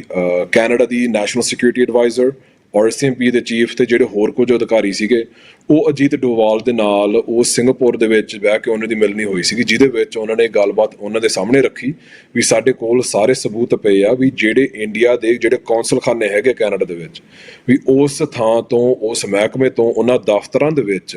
ਇਹ ਜੋ ਵਾਇਲੈਂਸ, ਜਿਹੜੀ ਕਤਲੋਗਾਰਤ ਜਿਹੜੀ ਮੁਹਿੰਮ ਹੈਗੀ ਆ, ਉਹਨੂੰ ਸਿਰਫ ਆਰਗੇਨਾਈਜ਼ ਹੀ ਨਹੀਂ ਕੀਤਾ ਗਿਆ, ਪਰ ਉੱਥੇ ਜਾਣਕਾਰੀ ਇਕੱਠੀ ਕਰਕੇ ਇੰਡੀਆ ਦੇ ਜਿਹੜੇ ਮੁੱਖ ਅਧਿਕਾਰੀ ਹੈਗੇ ਆ, ਸਮੰਤ ਗੋਇਲ ਲੈ ਕੇ ਅਮਿਤ ਸ਼ਾਹ ਵਰਗਿਆਂ ਨੂੰ ਨਾਲ ਲੈ ਕੇ ਉਹਨਾਂ ਨਾਲ ਜਾਣਕਾਰੀ ਸਾਂਝੀ ਕਰਕੇ ਜਿਹੜੀ ਵਾਇਲੈਂਸ ਨੂੰ ਅੰਜਾਮ ਦੇਣ ਵਾਲੇ ਜਿਹੜੀਆਂ ਕਾਰਵਾਈਆਂ ਸੀਗੀਆਂ ਉਹ ਕੌਂਸਲਖਾਨੇ ਵਿੱਚੋਂ ਹੀ ਹੋ ਰਹੀਆਂ ਸੀਗੀਆਂ। ਤੇ ਉਸ ਸਿੰਗਾਪੁਰ ਵਾਲੀ ਮਿਲਣੀ ਦੇ ਵਿੱਚ ਜਦੋਂ ਅਜੀਤ ਡੋਵਾਲ ਤੇ ਹੋਰ ਜਿਹੜੇ ਇੰਡੀਅਨ ਅਧਿਕਾਰੀ ਸੀਗੇ ਜਦੋਂ ਸਾਫ਼ ਮੁੱਕਰੇ, ਉਸ ਤੋਂ ਬਾਅਦ ਕੈਨੇਡਾ ਨੇ ਇੱਕ ਪ੍ਰੈਸ ਕਾਨਫਰੰਸ ਰੱਖੀ ਸੀਗੀ 14 ਅਕਤੂਬਰ ਨੂੰ, ਜਿਹਦੇ ਵਿੱਚ ਉਹਨਾਂ ਨੇ ਸਿੱਧਾ ਕਿਹਾ ਵੀ ਜਿਹੜੇ ਕੈਨੇਡਾ ਦੇ ਵਿੱਚ ਚੱਲ ਰਹੇ ਇਨਵੈਸਟੀਗੇਸ਼ਨ ਹੈਗੇ ਆ ਉਹਦੇ ਵਿੱਚ ਸਿੱਧੀ ਜਾਣਕਾਰੀ ਹੈਗੀ ਆ, ਐਵੀਡੈਂਸ ਹੈਗੇ ਆ ਵੀ ਇਹ ਜਿਹੜੀ ਜੋ ਵੀ ਹਿੰਸਾ ਕੀਤੀ ਜਾ ਰਹੀ ਹੈ ਕੈਨੇਡਾ ਦੇ ਵਿੱਚ ਵੀ ਇਹ ਕੌਂਸਲ ਖਾਨਿਆਂ ਵਿੱਚੋਂ ਹੀ, ਤੇ ਜਿਹੜੇ ਇੰਡੀਆ ਦੇ ਜਿਹੜੇ ਮੇਨ ਜਿਹੜੇ ਸੀਨੀਅਰ ਅਫੀਸ਼ੀਅਲਸ ਹੈਗੇ ਅਮਿਤ ਸ਼ਾਹ ਵਰਗੇ ਉਹਨਾਂ ਵੱਲੋਂ ਉਹਨਾਂ ਦੀ ਖਾਸ ਭੂਮਿਕਾ ਤੇ ਉਹਨਾਂ ਦੀ ਦੇਖ ਰੇਖ ਦੇ ਹੇਠ ਹੀ ਇਹ ਸਾਰਾ ਕੁਝ ਕੀਤਾ ਜਾ ਰਿਹਾ ਹੈਗਾ। ਸੋ ਉਹ ਗੱਲਾਂ ਉਹਨਾਂ ਨੇ ਸਪਸ਼ਟ ਕਰਤੀਆਂ ਸੀਗੀਆਂ, ਭਾਵੇਂ ਕਿ ਸਤੰਬਰ 2023 ਦੇ ਵਿੱਚ ਜਸਟਿਨ ਟਰੂਡੋ ਨੇ ਇਹ ਖੁਲਾਸਾ ਕਰਤਾ ਸੀਗਾ ਵੀ ਭਾਈ ਹਰਦੀਪ ਸਿੰਘ ਜੀ ਦੇ ਹੋਰਾਂ ਦੇ ਕਤਲ ਮਾਮਲੇ ਦੇ ਵਿੱਚ ਇੰਡੀਆ ਦਾ ਹੱਥ ਹੈਗਾ, ਪਰ ਉਸ ਤੋਂ ਬਾਅਦ ਜੋ ਵੀ ਕੈਨੇਡਾ ਨੇ ਸਟੈਪ ਲਏ ਆ ਆਪਾਂ ਕਹਿ ਸਕਦੇ ਹਾਂ ਵੀ ਕੁਝ ਨਾ ਕੁਝ ਹੱਦ ਤੱਕ ਵੀ ਉਹ ਫਿਰ ਵੀ ਨਾਕਾਮ ਤੇ ਕਮਜ਼ੋਰ ਰਹੇ ਆ, ਵੀ ਇੰਡੀਆ ਨੇ ਆਪਣੇ pretty much ਸਟੈਪ ਬੈਕ ਕਰਨ ਜਾਂ ਰਿਟਰੀਟ ਕਰਨ ਦੀ ਬਜਾਏ ਉਹ ਆਪਣੀ ਜਿਹੜੀ ਹਿੰਸਾ ਦੀ ਮੁਹਿੰਮ ਸੀਗੀ ਉਹਨੂੰ ਰੈਂਪ ਅਪ ਕੀਤਾ ਗਿਆ ਸੀਗਾ ਉਸ ਤੋਂ ਬਾਅਦ। ਜੀ, ਸੋ ਉਸ ਘਟਨਾ ਨੂੰ ਆਪਾਂ ਦੇਖਦੇ ਹਾਂ, ਉਸ ਤੋਂ ਬਾਅਦ ਹੁਣ ਤੱਕ ਜਦੋਂ ਆਪਾਂ 2025 ਦੇ ਵਿੱਚ ਪਹੁੰਚਦੇ ਆ ਤੇ ਇਹ ਹਜੇ ਵੀ ਜਿਹੜੀ ਆ ਉਹ ਇੰਟਰਫੇਰੈਂਸ ਆ ਹਜੇ ਵੀ ਜਿਹੜੀ ਆ ਉਹ ਬਾਦਸਤੂਰ ਇਹ ਮੰਨਿਆ ਗਿਆ ਸਿਕਿਉਰਿਟੀ ਏਜੰਸੀ ਵੱਲੋਂ ਕੀ ਜਾਰੀ ਆ। ਸੋ ਕੀ ਉਹ ਕਾਰਨ ਬਣੇ ਕਿ ਇਹ ਕਿਉਂ ਜਿਹੜਾ ਕੈਨੇਡੀਅਨ ਸਿਸਟਮ ਆ ਇਹਨੂੰ ਰੋਕਣ ਦੇ ਵਿੱਚ ਹਜੇ ਤੱਕ ਕਾਮਯਾਬ ਨਹੀਂ ਹੋ ਸਕਿਆ, ਜਾਂ ਫਿਰ ਕੀ ਉਪਰਾਲੇ ਕੈਨੇਡਾ ਦੇ ਜਿਹੜਾ ਸਿਕਿਉਰਿਟੀ ਏਜੰਸੀਜ਼ ਵੱਲੋਂ ਜਾਂ ਕੈਨੇਡਾ ਦੀ ਸਰਕਾਰ ਵੱਲੋਂ ਕੀਤੇ ਜਾ ਰਹੇ ਨੇ ਜਾਂ ਕੀਤੇ ਜਾਣੇ ਚਾਹੀਦੇ ਨੇ ਕਿ ਇਹਨੂੰ ਫਾਈਨਲੀ ਰੋਕਿਆ ਜਾ ਸਕੇ? ਦੇਖੋ, ਜਿਹੜੀ ਇਹ ਮੇਨ ਗੱਲ ਜਿਹੜੀ ਹੈਗੀ ਆ ਵੀ ਸਾਨੂੰ ਸਮਝਣ ਦੀ ਲੋੜ ਹੈਗੀ ਆ ਵੀ ਇਹ ਸਿਰਫ ਇੱਕ ਸਿਕਿਉਰਿਟੀ ਮਾਮਲਾ ਨਹੀਂ ਹੈਗਾ, ਇਹ ਇੱਕ ਪਾਲਿਸੀ ਡਿਸੀਜਨ ਆ, ਪਾਲਿਸੀ ਚੋਇਸ ਆ ਕੈਨੇਡਾ ਵੱਲੋਂ ਵੀ ਇੰਡੀਆ ਨੂੰ ਆਪਣੇ ਫੋਰਨ ਇੰਟਰਫੇਰੈਂਸ ਤੇ ਟ੍ਰਾਂਸਨੈਸ਼ਨਲ ਰਿਪਰੈਸ਼ਨ ਕਰਨ ਤੋਂ ਰੋਕਣਾ ਨਹੀਂ। ਇਹ ਇੱਕ ਖਾਸ ਕੌਨਸ਼ੀਅਸ ਤੌਰ ਤੇ ਕੈਨੇਡੀਅਨ ਸਥਾਪਤੀ ਵੱਲੋਂ ਤੇ ਮੁੱਖ ਅਧਿਕਾਰੀਆਂ ਵੱਲੋਂ ਇੱਕ ਫੈਸਲਾ ਲਿਆ ਗਿਆ ਵੀ ਆਪਾਂ ਇੰਡੀਆ ਨੂੰ ਖੁੱਲ੍ਹ ਦੇਣੀ ਹੈਗੀ ਆ। ਸੋ ਜਦੋਂ 80ਵੇਂ ਦੀ ਆਪਾਂ ਗੱਲ ਕਰਦੇ ਹਾਂ ਉਸ ਵੇਲੇ ਤੋਂ ਹੀ ਬਹੁਤ ਸਾਰੀਆਂ ਉਦਾਹਰਨਾਂ ਹੈਗੀਆਂ ਜਿਸ ਤਰ੍ਹਾਂ ਪਹਿਲਾਂ ਵੀ ਜ਼ਿਕਰ ਕੀਤਾ ਸੀਗਾ, ਕੈਨੇਡੀਅਨ ਏਜੰਸੀਆਂ ਨੂੰ ਵੀ ਪਤਾ ਸੀਗਾ ਵੀ ਜੋ ਕੁਝ ਇੰਡੀਆ ਕਰ ਰਿਹਾ ਕੈਨੇਡਾ ਦੇ ਵਿੱਚ, ਪਰ ਉਸ ਵੇਲੇ ਵੀ ਉਹਨਾਂ ਕੈਨੇਡਾ ਨੇ ਸਮਝਿਆ ਨਹੀਂ ਵੀ ਇਹ ਕੈਨੇਡੀਅਨ ਮਸਲਾ ਹੈਗਾ, ਇਹ ਸਿਰਫ ਇੱਕ ਭੂਰੇ ਰੰਗ ਵਾਲੇ ਜਿਹੜੀ ਇੱਕ ਘੱਟ ਗਿਣਤੀ ਹੈਗੀ ਆ ਉਹਨਾਂ ਨੂੰ ਟਾਰਗੇਟ ਕਰ ਰਹੇ ਆ, ਸਾਨੂੰ ਇਹਦੇ ਬਾਰੇ ਬਹੁਤਾ ਸਾਨੂੰ ਫਿਕਰ ਕਰਨ ਦੀ ਲੋੜ ਨਹੀਂ ਹੈਗੀ। ਤੇ ਨਾਲ ਜੋ ਉਸ ਵੇਲੇ ਵੀ ਜਿਹੜੀ ਫੋਰਨ ਪਾਲਿਸੀ ਜਿਹੜੀ ਪ੍ਰਾਇੋਰਟੀ ਸੀਗੇ ਵਪਾਰ ਦੇ ਤੇ ਹੋਰ ਮਸਲਿਆਂ ਦੇ ਵਿੱਚ ਵੀ ਉਹ ਇੰਡੀਆ ਦੇ ਨਾਲ ਉਹ ਵਿਗਾੜਨਾ ਨਹੀਂ ਸੀ ਚਾਹੁੰਦੇ ਸੀਗੇ। ਸੋ ਜਦੋਂ ਆਪਾਂ 1987 ਦੀ ਕੁਝ ਘਟਨਾਵਾਂ ਵੇਖਦੇ ਹਾਂ ਉਸ ਵੇਲੇ MK ਧਰ ਤੇ ਹੋਰ ਜਿਹੜੇ 3-4 ਜਿਹੜੇ ਇੰਡੀਅਨ ਕੌਂਸਲ ਖਾਨੇ ਦੇ ਜਿਹੜੇ ਅਧਿਕਾਰੀ ਸੀਗੇ ਉਸ ਵੇਲੇ ਵੀ ਐਕਸਪੈਲ ਕਰ ਦਿੱਤੇ ਗਏ ਸੀਗੇ। ਸੋ ਉਸ ਤੋਂ ਸਾਨੂੰ ਇਟਸ ਵੈਰੀ ਕਲੀਅਰ ਅਨਇਕੁਇਵੋਕਲ ਕੋਈ ਸ਼ੱਕ ਨਹੀਂ ਰਹਿੰਦੀ ਵੀ ਕੈਨੇਡੀਅਨ ਸਥਾਪਤੀ ਨੂੰ ਪਤਾ ਸੀਗਾ ਵੀ ਇੰਡੀਆ ਕੀ ਕੁਛ ਕਰ ਰਿਹਾ ਸੀਗਾ 80ਵੇਂ ਦੇ ਵਿੱਚ। ਹੁਣ ਜਦੋਂ ਆਪਾਂ ਫਾਸਟ ਫੋਰਵਰਡ ਕਰਦੇ ਹਾਂ 2018 ਵੱਲ, ਜਦੋਂ ਜਸਟਿਨ ਟਰੂਡੋ ਦੀ ਜਿਹੜਾ ਇੰਡੀਆ ਦਾ ਦੌਰਾ ਉਹਦਾ ਰਿਹਾ ਸੀਗਾ, ਕਾਫੀ ਚਰਚਾ ਰਿਹਾ ਉਹਦੇ ਵਿੱਚ ਇੱਕ ਕੈਨੇਡਾ ਦੀ National Security and Intelligence Committee of Parliamentarians, ਉਹ ਜਿਹੜੀ ਕਮੇਟੀ ਹੈਗੀ ਆ MPs ਕੁਝ ਸੈਨੇਟਰਸ ਤੇ ਹੋਰ ਕੁਝ ਅਧਿਕਾਰੀ ਨੂੰ ਨਾਲ ਲੈ ਕੇ ਉਹਨਾਂ ਦਾ ਕੰਮ ਇਹੀ ਆ ਵੀ ਜੋ ਕੈਨੇਡਾ ਦੀ ਖੁਫੀਆ ਏਜੰਸੀਆਂ ਹੈਗੀਆਂ ਉਹਨਾਂ ਦੀ ਕਾਰਗੁਜ਼ਾਰੀ ਨੂੰ ਉਹਦੀ ਪੜਚੋਲ ਕਰਨ ਵਾਸਤੇ, ਮੁਲਾਂਕਣ ਕਰਨ ਵਾਸਤੇ, ਰਿਵਿਊ ਤੇ ਅਸੈਸਮੈਂਟ ਕਰਨ ਵਾਸਤੇ ਉਹ ਸਥਾਪਿਤ ਕੀਤੀ ਗਈ ਸੀਗੀ। ਸੋ ਜਦੋਂ 2019 ਦੇ ਵਿੱਚ ਜਿਹੜੀ ਉਹਨਾਂ ਦੀ ਐਨੂਅਲ ਰਿਪੋਰਟ ਸੀਗੀ ਉਹਦੇ ਵਿੱਚ ਫੋਰਨ ਇੰਟਰਫੇਰੈਂਸ ਦਾ ਖਾਸ ਜ਼ਿਕਰ ਕੀਤਾ ਗਿਆ ਸੀਗਾ। ਉਹ ਜਿਹੜੀ ਰਿਪੋਰਟ ਸੀਗਾ ਉਹਦਾ ਮੇਨ ਮੁੱਦਾ ਇਹੀ ਸੀ ਵੀ ਜਿਹੜੀ ਫੋਰਨ ਇੰਟਰਫੇਰੈਂਸ ਉਹ ਕਿਹੜੇ ਰੂਪ ਦੇ ਵਿੱਚ ਕੈਨੇਡਾ ਵਿੱਚ ਹੋ ਰਹੀ ਆ ਤੇ ਜਿਹੜੀ ਕੈਨੇਡੀਅਨ ਏਜੰਸੀਆਂ ਦੀ ਉਹਨੂੰ ਪ੍ਰਤੀਕਰਮ ਜਾਂ ਉਹਨੂੰ ਰੋਕਣ ਦੇ ਵਿੱਚ ਕਿੰਨੀਆਂ ਕਾਮਯਾਬ ਰਹੀਆਂ। ਸੋ ਜਦੋਂ ਉਹ ਰਿਪੋਰਟ ਜਨਤਕ ਹੁੰਦੀ ਆ ਉਹਦੇ ਵਿੱਚ ਰੂਸ ਦਾ ਖਾਸ ਸਾਫ਼ ਜ਼ਿਕਰ ਹੁੰਦਾ ਆ, ਉਹਦੇ ਵਿੱਚ ਚੀਨ ਦਾ ਸਾਫ਼ ਜ਼ਿਕਰ ਹੁੰਦਾ ਆ, ਤੇ ਫਿਰ ਉਹਦੇ ਵਿੱਚ ਇੱਕ ਤੀਜਾ ਹਿੱਸਾ ਹੈਗਾ ਜਿਹੜਾ ਬਿਲਕੁਲ ਮਿਟਾ ਦਿੱਤਾ ਗਿਆ, ਰਿਡੈਕਟ ਕਰ ਦਿੱਤਾ ਗਿਆ ਸੀਗਾ। ਸੋ ਸਾਨੂੰ ਦੇਖਣ ਨੂੰ ਦਿਸਦਾ ਤਾਂ ਹੈਗਾ ਵੀ ਇਹਦਾ ਇੱਕ ਤੀਜਾ ਹਿੱਸਾ ਹੈਗਾ, ਪਰ ਜਿੰਨੀ ਵੀ ਉਹਦੇ ਵਿੱਚ ਜਾਣਕਾਰੀ ਸੀਗੀ, ਜਿੰਨੀ ਵੀ ਲਿਖਤ ਸੀਗੀ, ਜਿੰਨੇ ਵੀ ਸਰੋਤ ਸੀਗੇ, ਸਾਰਾ ਕੁਝ ਬਲੈਕ ਆਊਟ ਕਰਕੇ ਉਹ ਪਬਲਿਕ ਹੋਣ ਤੋਂ ਸਰਕਾਰ ਨੇ ਰੋਕ ਦਿੱਤਾ ਗਿਆ ਸੀਗਾ। ਕੁਝ ਸਮੇਂ ਬਾਅਦ ਸੈਮ ਕੂਪਰ ਵੱਲੋਂ 2023 ਦੇ ਵਿੱਚ ਇੱਕ ਉਹਨੇ ਐਕਸਕਲੂਸਿਵ ਰਿਪੋਰਟ ਮੀਡੀਆ ਦੇ ਵਿੱਚ ਉਹਨੇ ਜਨਤਕ ਕੀਤੀ ਗਈ ਸੀਗੀ ਵੀ ਜਿਹੜਾ ਉਹਦਾ ਅਨਰਿਡੈਕਟ ਜਿਹੜਾ ਮੂਲ ਰੂਪ ਦੇ ਵਿੱਚ ਜਿਹੜੀ ਰਿਪੋਰਟ ਛਾਪਣੀ ਸੀਗੀ ਉਹਦੇ ਐਕਸੈਸ ਉਹਨੂੰ ਮਿਲਿਆ ਸੀਗਾ ਤੇ ਉਹਦੇ ਤੇ ਉਹਨੇ ਵਿਸਥਾਰ ਦੇ ਨਾਲ ਇੱਕ ਰਿਪੋਰਟ ਛਾਪੀ ਸੀਗੀ। ਤੇ ਉਹਦੇ ਵਿੱਚ ਉਹਨੇ ਸਾਫ਼ ਸ਼ਬਦਾਂ ਦੇ ਵਿੱਚ ਕਿਹਾ ਵੀ ਉਹ ਜਿਹੜਾ ਤੀਜਾ ਹਿੱਸਾ ਸੀਗਾ ਉਹ ਸਾਰੇ ਦਾ ਸਾਰਾ ਜਿਹੜਾ ਮਟੀਰੀਅਲ ਸੀਗਾ ਉਹ ਇੰਡੀਆ ਦੇ ਨਾਲ ਸੰਬੰਧਿਤ ਸੀ। ਸੋ ਉਹਦੇ ਵਿੱਚ ਦੋ ਗੱਲਾਂ ਧਿਆਨ 'ਚ ਸਾਨੂੰ ਲਿਆਉਣ ਦੀ ਲੋੜ ਹੈਗੀ ਆ ਵੀ ਇੱਕ ਵੀ ਇੰਡੀਆ ਦੀ ਜਿਹੜਾ ਉਹਨਾਂ ਨੇ ਖੁਫੀਆ ਤਾਣਾ ਬਾਣਾ ਇੰਡੀਆ ਦੇ ਵਿੱਚ ਕੈਨੇਡਾ ਦੇ ਵਿੱਚ ਬੁਣਿਆ ਸੀਗਾ ਉਹ ਕਿਹੜੇ ਰੂਪ ਦੇ ਵਿੱਚ ਕਿਹੜੇ ਕੰਮਾਂ 'ਚ ਪਿਆ ਸੀਗਾ, ਤੇ ਦੂਜੀ ਗੱਲ ਜਿਹੜੀ ਕੈਨੇਡਾ ਦੀ ਕਾਰਗੁਜ਼ਾਰੀ ਕਿਵੇਂ ਦੀ ਰਹੀ ਆ। ਸੋ ਜਿਹੜਾ ਤੁਹਾਡਾ ਸਵਾਲ ਸੀਗਾ ਵੀ ਕੈਨੇਡਾ ਇਹ ਸਾਰਾ ਕੁਛ ਨੂੰ ਰੋਕਣ ਦੇ ਵਿੱਚ ਅਸਮਰੱਥ ਜਾਂ ਨਾਕਾਮ ਕਿਉਂ ਰਿਹਾ, ਤੇ ਇਸ ਉਦਾਹਰਨ ਤੋਂ ਦੁਬਾਰਾ ਸਪਸ਼ਟ ਇਹ ਹੋ ਜਾਣਾ ਵੀ ਇਹ it's a conscious policy choice ਵੀ ਜਿਹੜੀ ਕੈਨੇਡੀਅਨ ਏਜੰਸੀ ਦੇ ਜਿਹੜੇ ਮੁੱਖ ਅਧਿਕਾਰੀ ਹੈਗੇ ਆ ਉਹਨਾਂ ਨੇ ਇੱਕ ਨੀਤੀਗਤ ਫੈਸਲਾ ਲਿਆ ਸੀਗਾ ਵੀ ਜੋ ਇੰਡੀਆ ਵੱਲੋਂ ਤਾਣਾ ਬਾਣਾ ਬੁਣਿਆ ਜਾ ਰਿਹਾ, ਜੋ ਕਾਰਵਾਈਆਂ ਕੀਤੀਆਂ ਜਾ ਰਹੀਆਂ ਸਿੱਖ ਨੂੰ ਨਿਸ਼ਾਨੇ ਬਣਾ ਕੇ, ਵੀ ਆਪਾਂ ਉਹਦੇ ਤੇ ਕੋਈ ਕਾਰਗੁਜ਼ਾਰੀ ਕੋਈ ਕੰਮ ਆਪਾਂ ਰੋਕਣ ਵਾਸਤੇ ਕੁਝ ਕਰਨਾ ਨਹੀਂ। ਸੋ ਉਸ ਰਿਪੋਰਟ ਦੇ ਵਿੱਚ ਜ਼ਿਕਰ ਕੀਤਾ ਗਿਆ ਸੀਗਾ ਵੀ ਜਿਹੜੇ ਵੈਨਕੂਵਰ ਦੇ ਵਿੱਚ ਇੰਡੀਅਨ ਕੌਂਸਲੇਟ ਆ ਉਹਦਾ ਜਿਹੜਾ ਕੌਂਸਲ ਜਨਰਲ ਉਸ ਵੇਲੇ ਅਮਰਜੀਤ ਸਿੰਘ ਨਾਮੀ ਵਿਅਕਤੀ ਸੀਗਾ, ਤੇ ਜਿਹੜਾ ਆਟਵਾ ਦੇ ਵਿੱਚ ਜਿਹੜਾ ਇੰਟੈਲੀਜੈਂਸ ਲੀਜ਼ਨ ਸੀਗਾ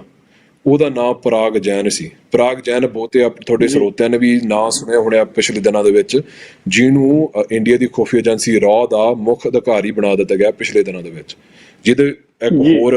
ਹਵਾਲੇ ਦੇ ਨਾਲ ਸਾਨੂੰ ਉਹਦਾ ਜ਼ਿਕਰ ਕਰਨਾ ਚਾਹੀਦਾ, ਪਰ ਮੈਂ ਇਹ 2018 ਵਾਲੀ ਮੈਂ ਹਜੇ ਆਪਣੀ ਗੱਲ ਸੀਮਤ ਰੱਖਦਾ ਆ। ਤੇ ਉਸ ਰਿਪੋਰਟ ਦੇ ਵਿੱਚ